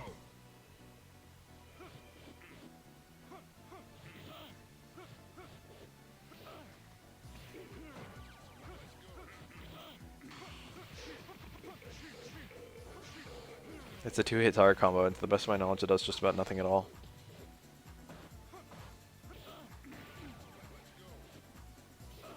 Though this got some really strange target combos if you dig.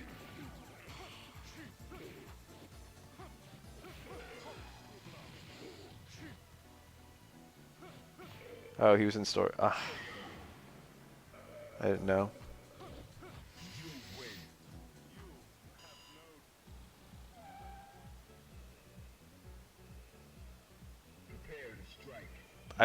I don't remember if he was in Cross Tech, and I feel like he wasn't, and I remember kind of wondering if he was like, if he'd appeared elsewhere. And he's not in Street Fighter 3, I don't think. Or is he?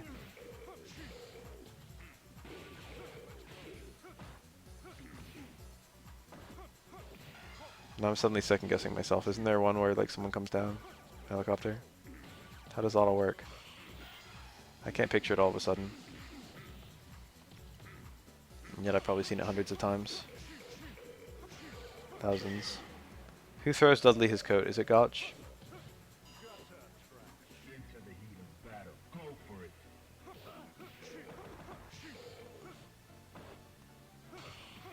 That was cool. Nice little anti-air. Servanos is actually not a good anti-air for Dudley. He has to OS parry or else it sucks. But any normal can become a good parry. Yeah, he is there. He's got the T set. I remember the T, I remember the helicopter, and I was like, there's a person there, isn't there? And yet it seemed wrong. I've had a video I've been sitting on forever. I've already scripted it. That's like, there he is. Wondering to myself if I've ever seen him, and yet he's in fucking one of Dudley's win poses. I must be tired. I must be high. Anyway, I've got a video I've been sitting on forever that's cross-teching.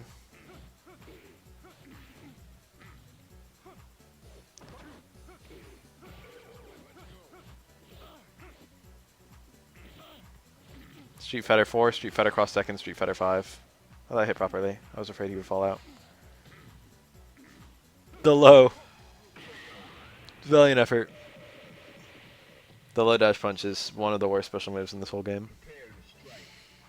It's very slow, which also makes it parryable on reaction. It has no conversions.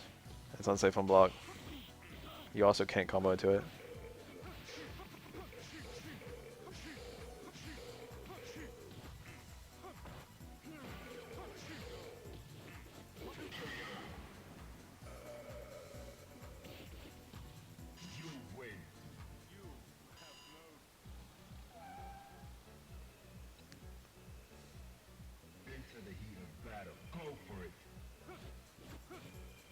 Is this Q's secret color? I feel like it is.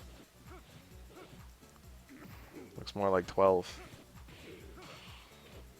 doing a Q transformation. I bet 12 has a color very similar to this.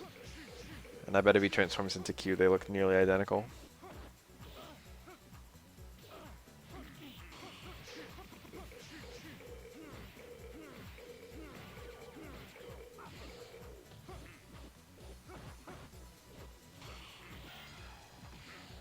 I don't remember what Dudley's secret color is. A lot of secret colors don't do anything cool, so they just look like an additional color.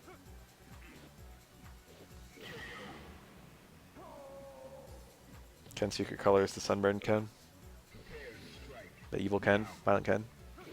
Ryu's has a blue headband. And a white gi, whereas his regular gi is like very, very slightly like eggshell.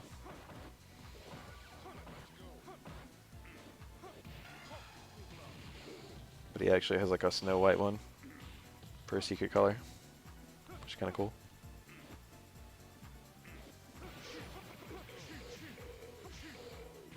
Or secret color is gold. More gold than his default. Nice.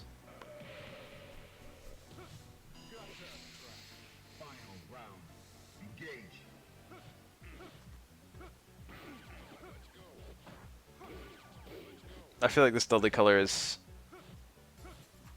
this default? I don't remember what Dudley's default is. I remember thinking recently I had no idea which of Elena's colors was the default. It's like I know it's not the one with fucking red hair or pink hair. But like 3 of her colors, like if you just showed all of them to me and was like which is the default color of Elena, I would actually not be sure.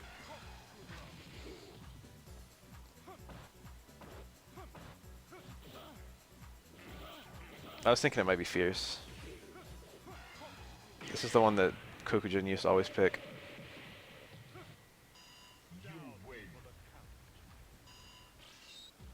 Default Dudley has blue boxing gloves. Yeah.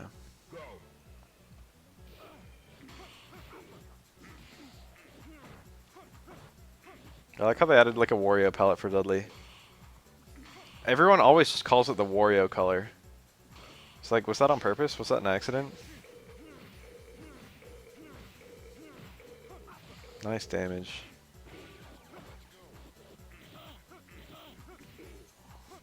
Half circles don't do anything, but they also don't take anything away. I would be okay with removing them. I would be fully ambivalent to removing them. I wouldn't have any feelings whatsoever if they were removed.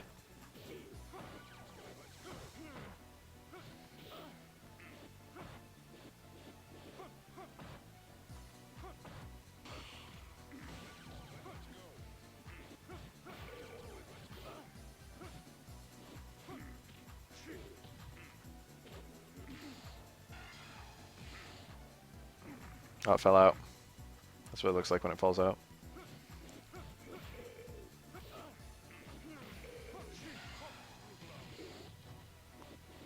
Technically speaking, you can do a quarter circle faster than a DP motion or a half circle. And that occasionally matters, although I wouldn't say often. Probably doesn't matter 99% of the time, by that 1%. Kareen used to have a 360, that's not even really a joke. Kareen used to have a command grab. It was good too.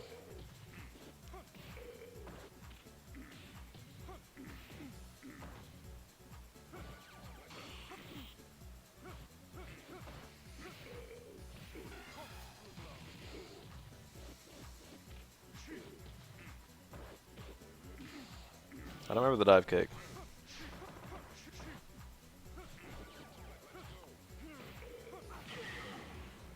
She was in Alpha 3 only? I don't know like the completeness of her moveset.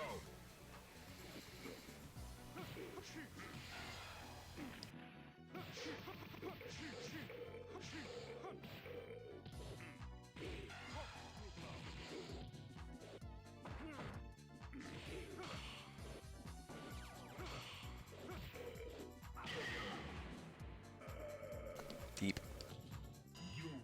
Anti-airs like that force you to do empty jump parry.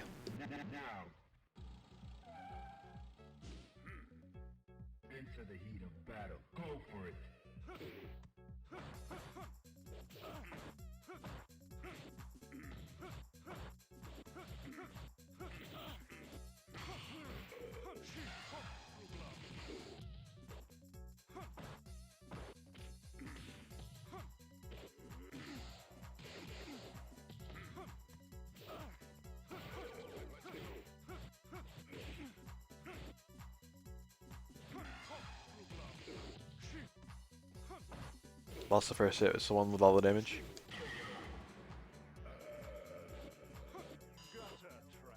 Are you ready? Go!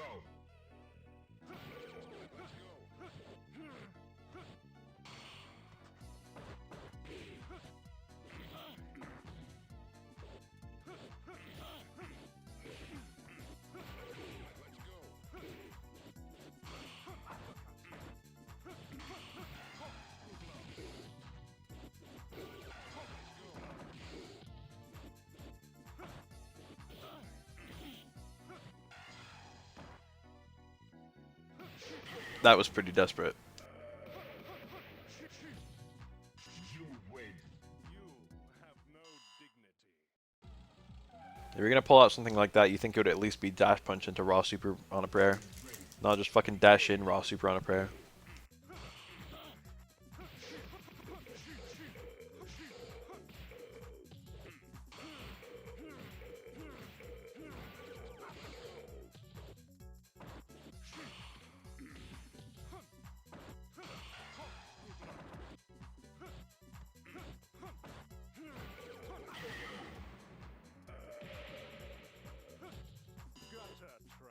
Prepare to strike. Now.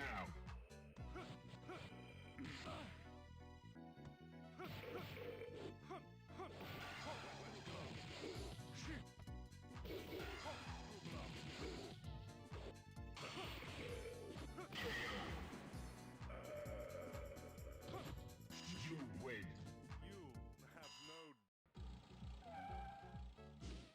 The thumbnail of this video had an Oro in it, and I'm kind of wondering Engage. when the Oro is going to show up.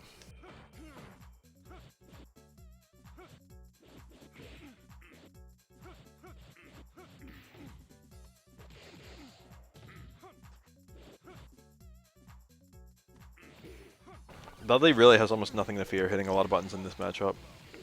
Dudley's buttons interact very favorably with Q's.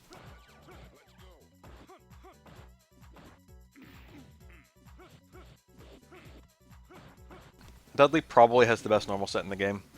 The only other contender is Chun-Li. And they're really good for different reasons. Dudley's a lot more versatile, but Chun-Li's give her a much PR mix-up.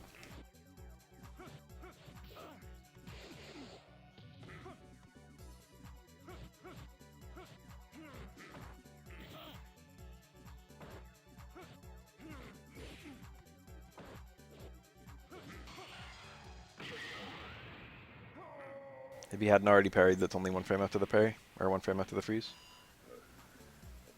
Fighters ready. Engage.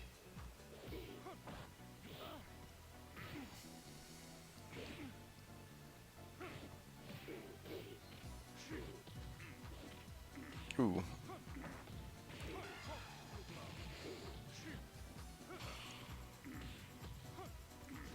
Oh, that was it. That was Jump Fierce, Samaras, EX Machine and Blow into big ol' combo.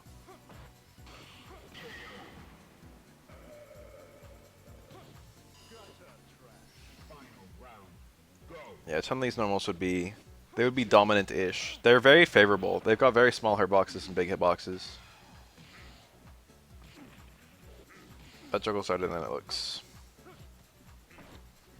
But what really pushes her over the edge is, that's one frame parry after freeze. What really pushes her over the edge is the ability to convert from super, forces you to play in a very, very specific way. If a safe jump is parried in this game, the guy who jumped is minus, but he's safe.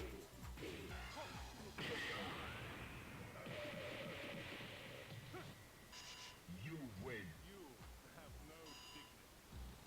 That's why people don't safe jump in this game, but most of them, even if you're parried, you don't get punished. Engage. Hugo, parry into Hugo super might punish you. But generally speaking, you're alright.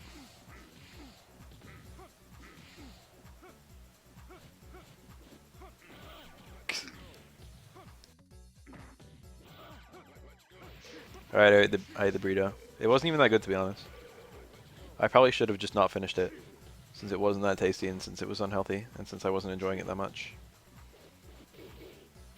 But I hate not finishing food. But like in a perfect world, I would have just left it. Would have been like, I don't feel like eating this. I was gonna say, he's got almost no juggle potential. And he hit him kind of high. I didn't know he was going to get any hits. Are you ready? Go. Oh yeah, equated with Gordon Ramsay. First time of many. Once cooking with Bath takes off, I'll be compared to Gordon Ramsay all the time.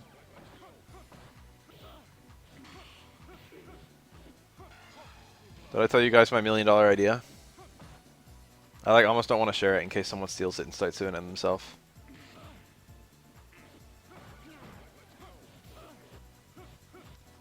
It's a YouTube channel.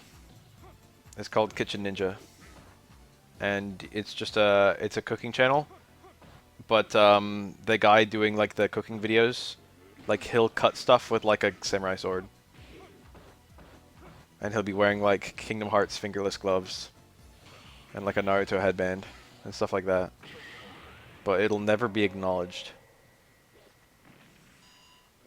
I feel like that shit would blow up so fast. Go for it.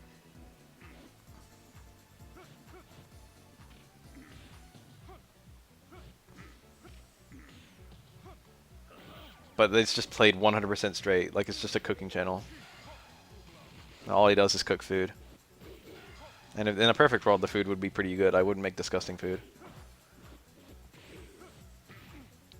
But like the cutting utensils would all be fucking like, you know, Kodachis and fucking kunai and shit like that. We I mean, that was all good, but this makes up.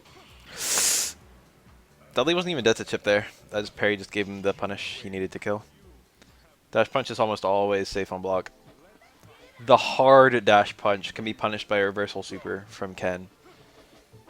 But I think only the hard one.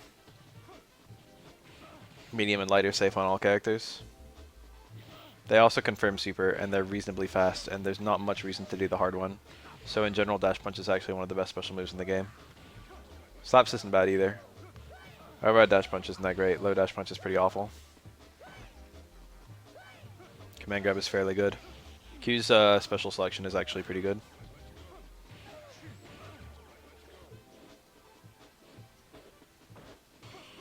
That was nice. He was looking for that a few times. You could see that. You can see he was tapping the downs. He had the downs. There, see that? Those two low parries. That was a third, that was a fourth. There it was. I would not have hit that low forward in a million years because I saw that he was tapping those. At the same time, if someone's tapping down like that, they're actually, you know, very liable to get hit by a low forward since you can't be tapping down continuously. There's a good chance with the tap and the release that there's a, you know, you're going to get hit by a low forward if you don't know when it's coming. Though they got a little bit lucky there. Well, he picked a nice time to parry on the one that actually worked. But the ones before that were very aggressive and prayer-ish.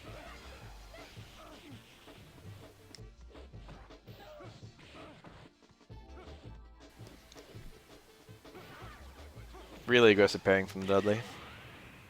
There's a good ass Dudley. He can't be shaken from his win position. Down for the count. He's right there. Why can I not picture you, Mr. Gosh? Are you ready? Go. How have I like tuned that out every time I've ever seen it?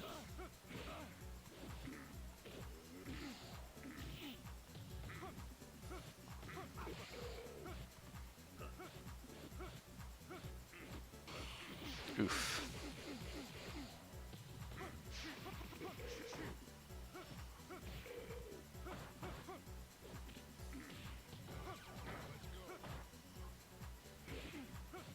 Yes. If he changes colors, so does poison. When you're playing Yang, the Yun in the background changes colors too. It's like how Nadeshiko changes colors, right? Doesn't she? In Street Fighter 5? Pretty sure. Different Mika colors will give you different Nadeshikos.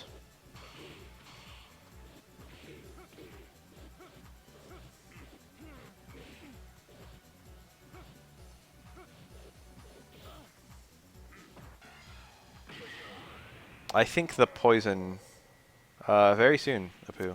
Maybe tomorrow.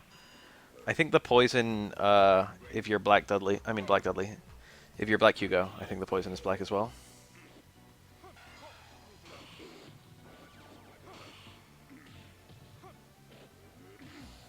Damn.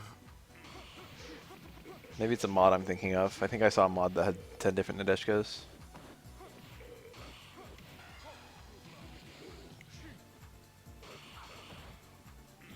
That's nice that they have a blue Nadeshka though.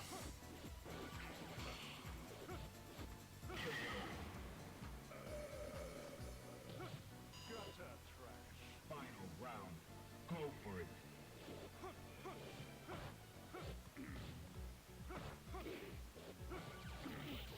This anti-air Stairmail getting beaten by a jump normal. Told ya. Not that good. Requires an OS parry or else it sucks. OS parries aren't the end all be all of anti-air scenarios. If you go for an OS parry, you know, there's got to be a point once you hit the button, and after you hit the button, it can still be counter hit. Unless you're just doing a parry as an anti-air and you don't even hit the button until you see the parry, which is usually what I do. That's not really OS anymore, is it?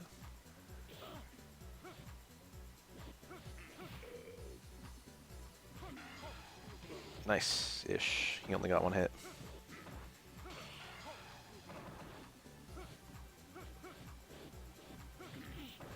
Air grabs and third strike are Ibuki, Chun-Li, and Oro. Have the only three. You win. Chun-Li and Ibuki throw you midair, Oro brings you to the ground like Fighters ready. El Forte. Engage.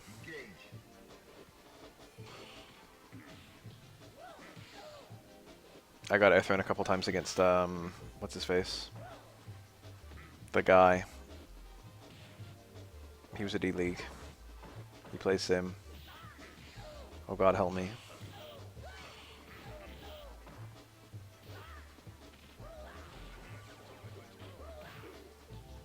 Commander Jesse, that's him. He air threw me a bunch. He got me like once off stream and then twice on stream with air throws. Hugo is an anti-air throw. He actually has two of them. Into the heat of battle. Go for it. Alex's is a hit grab. It can be parried. Hugo's cannot be parried. Oof.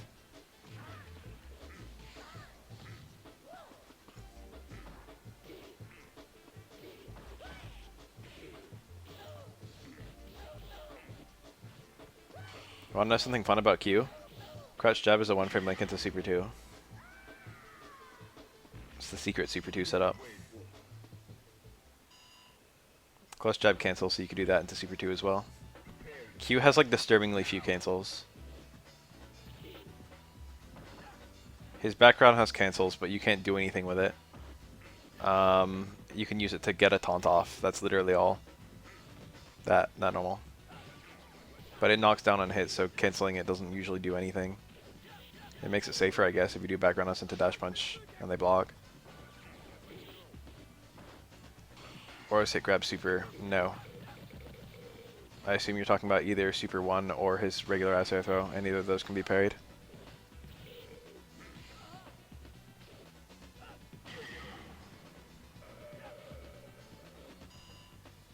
Into the heat of battle. Go for it. Oof.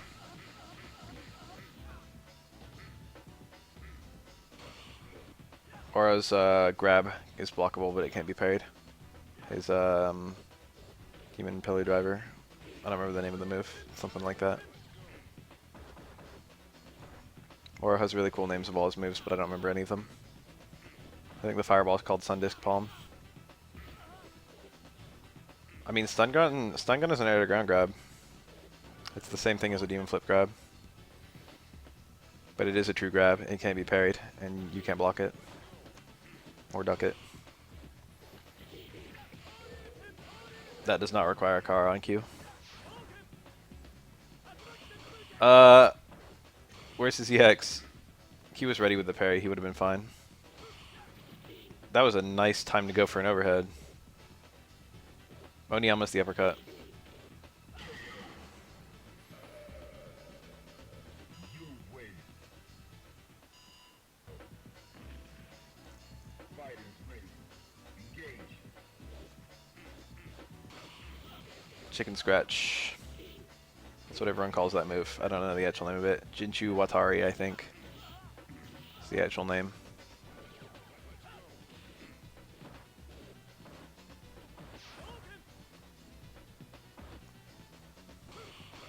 Nice. Anyway, back roundhouse cancels for Q and stand jab cancels, and both of those are nearly useless, and his only other cancelable normal is close forward, which is proximity based. It's not a bad cancel. It's about the cancel you would ask for in this game. That was a red. And that was a punish. Prepare to strike. Now.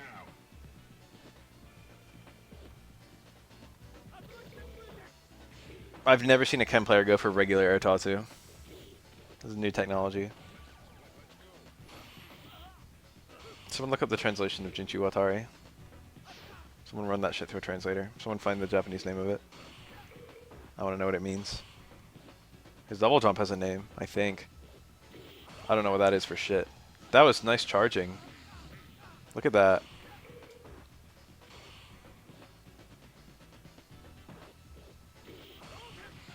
That was really nice charging. He had charge and then he tapped forward and hit punch, and that gave him a parry into instant charge move. This gives you a taunt. Normally you don't see that set up because it loses damage. Or actually it does, I don't know, I think it loses damage. As opposed to just doing dash punch into, or rather just doing EX dash punch into Styranos. The setup he did gives you time to taunt, but he didn't need time to taunt at that stage in the match. He needed more damage, so I'm surprised he took that route.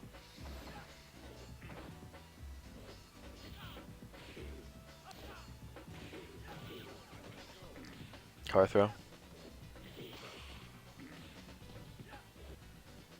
Fucking neutral grab. You don't see that very often. None of Q's throws are mash throws. But he does have 3 different throws. Q is very dangerous right now. That's Q's best way out of the corner. Neat. Q gets put in the corner very quickly and easily. I don't think any character in the game, maybe Twin's dive kick, I don't think any character in the game can go over him in the corner. He's very tall and very narrow.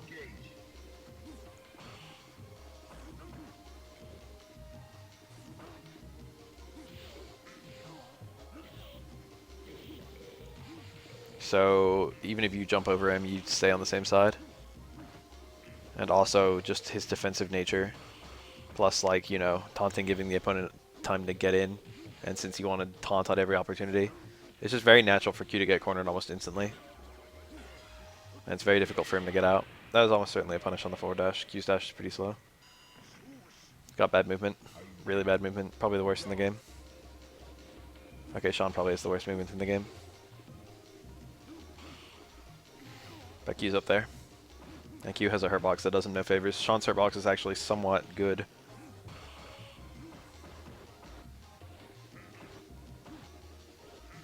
Rates the Shoto hurt box, which is fine. It's one of the better ones. I don't know about better. It's not as good as the Twins. Not as good as Aura. Aura has a very nice hurt box that does him lots of favors. Oh, neat. That's a kill. That's an OS. That's a very interesting little OS, too.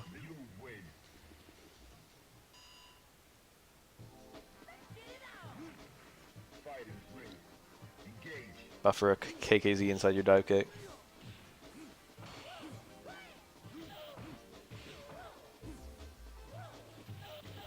If you throw and the throw whiffs, then you won't have time to KKZ. But he OS inside the dive kick.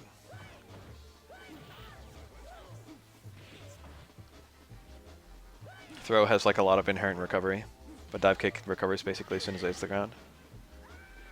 The inflip palm, I don't know off the top of my head.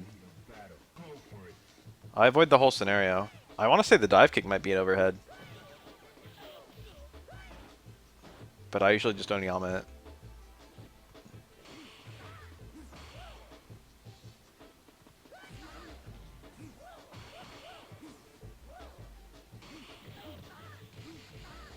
Or block it high and take the grab if it's a scenario where it, where I can't get an Oniyama.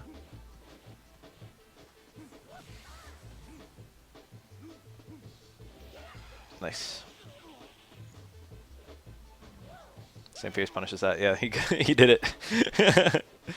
Woo.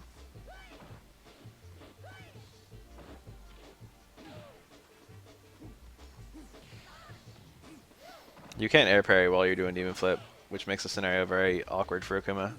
It's definitely not useless. He's still got a nice angle. Ooh, look at that. No meter consumed.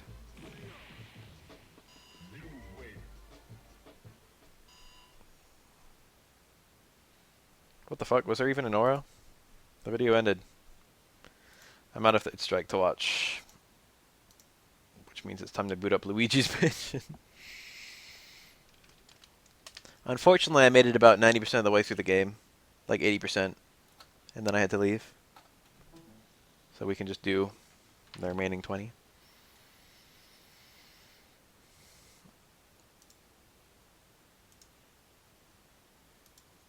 What is this? Fighting EX layer. I kind of want to see this. How long is it? 12 minutes. Alright. It's Darren. And Alan, I think? I haven't seen Alan in a minute. Yeah. Alan's portrait looks very little like his actual model. Maybe it's the color as well. It looks very jank, doesn't it? And yet it looks fun.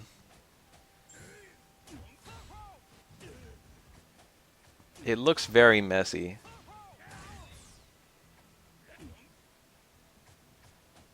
I wish I could make a fighting game.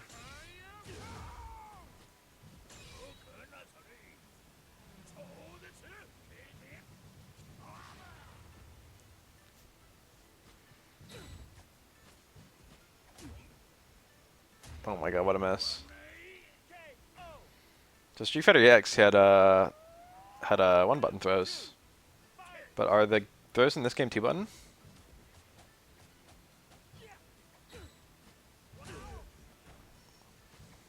This looks like it's just Street Fighter EX. And I mean that in a good way.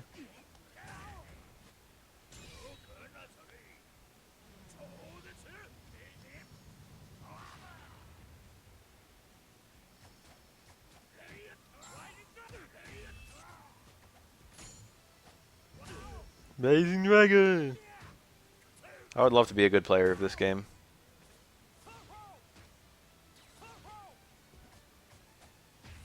This game looks like my jam.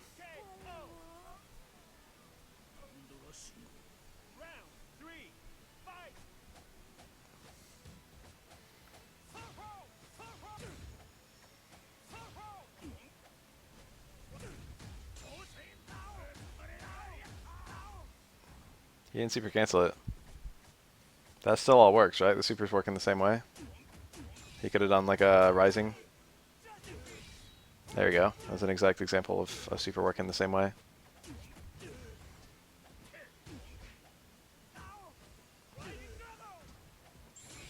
That. That looked a bit weird.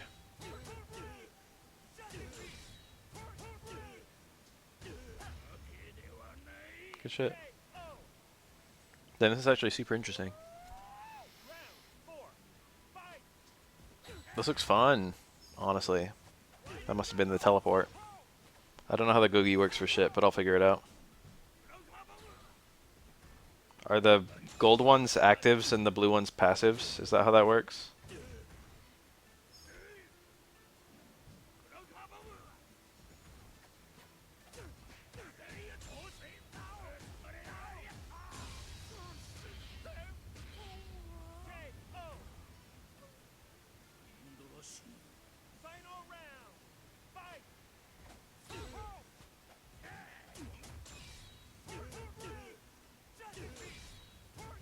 Okay.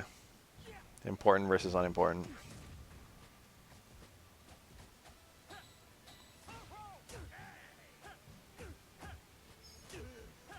This looks fun. That wasn't dash in. That was teleported into anti-air throw, I think.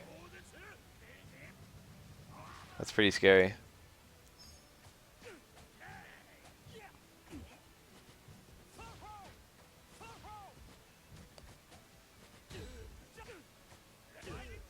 Blazing Dragon. You can win this. Get hype. Oh, that's like a combo in EX. Looks like he tried to do something.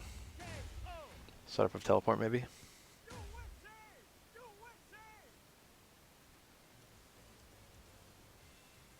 Kyrie. This is, what's her face? Nanase, no, Hokuto. Nanase stick girl. She looks pretty good. They both look pretty good.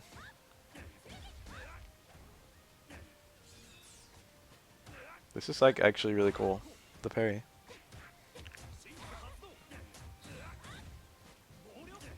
You see a girl wearing a fucking hakama or whatever you call it thing, nakama.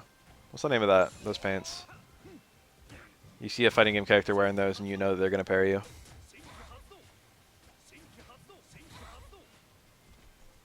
Geese. Asuka.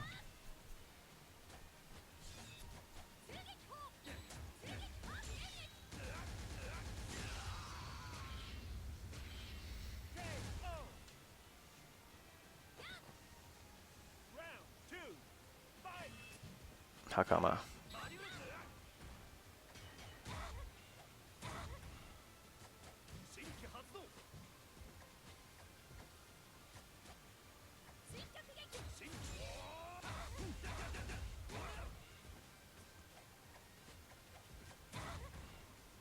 Something about this game looks very active.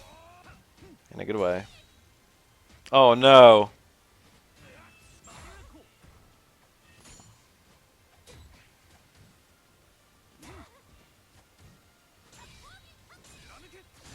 Neat.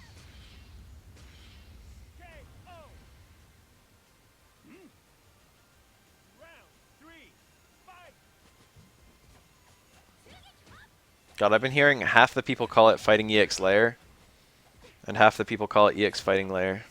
And looking at that logo on the bottom, I can see why.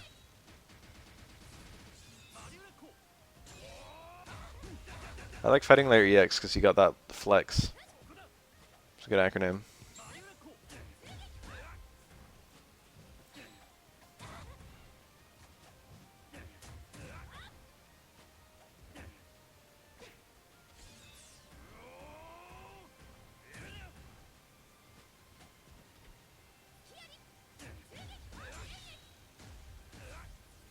It's like your charge up super. It's basically unchanged, except it looks more like an arrow now, and less like a ball.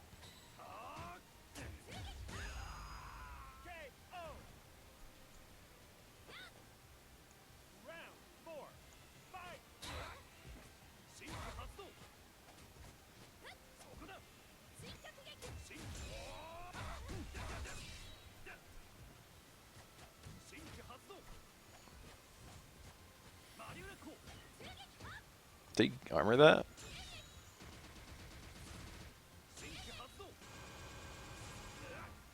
That did a lot of fucking damage. Holy shit.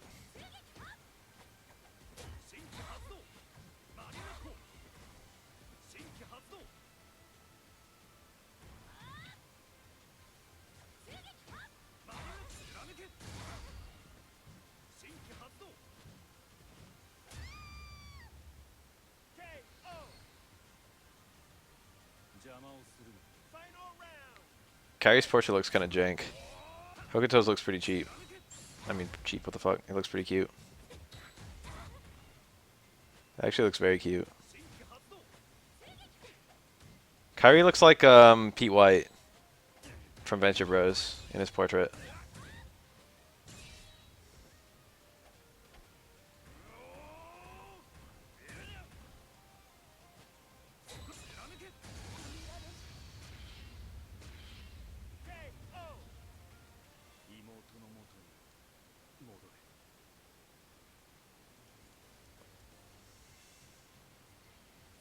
I don't know who the fuck this is.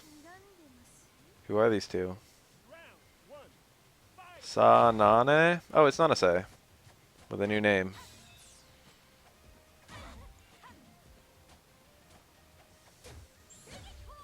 I recognize that move.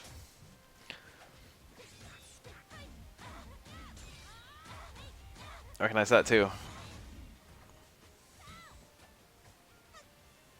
Yeah, I was gonna say Shirase has that slide. Oh, and that too. The down roundhouse was the same though. This might be my girl, to be honest. Sanane. I like Nanase a lot in uh EX.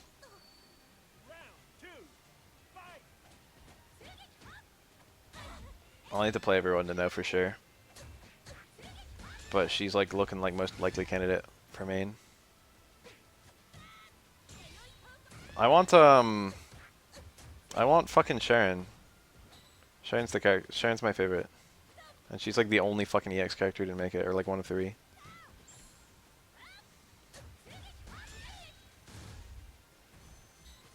Did she just build some meter?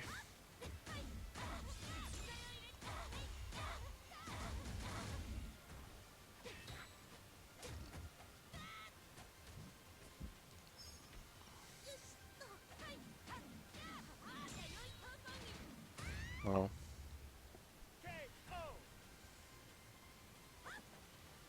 This honestly looks like I want to be playing it.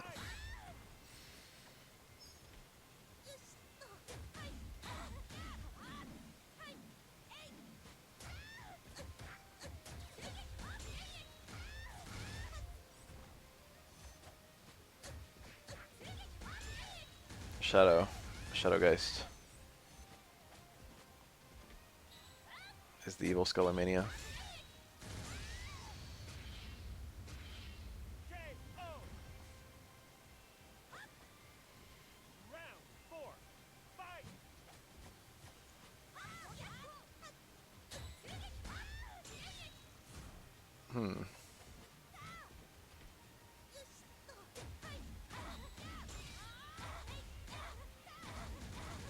Something about this game just looks very active. Oh, look at that! Yeah, definitely 2-button throws in this game. I was not ready for that.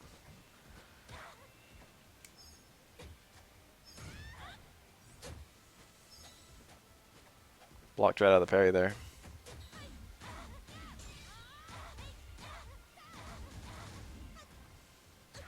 So that's a build meter. The parry.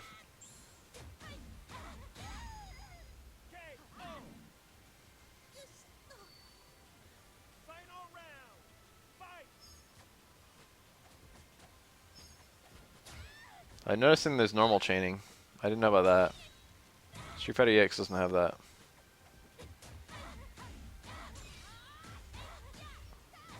How does it work? We got like lights into mediums or some shit?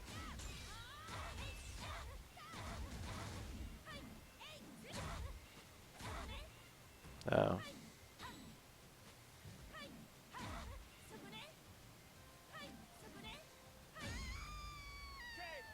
Bonk.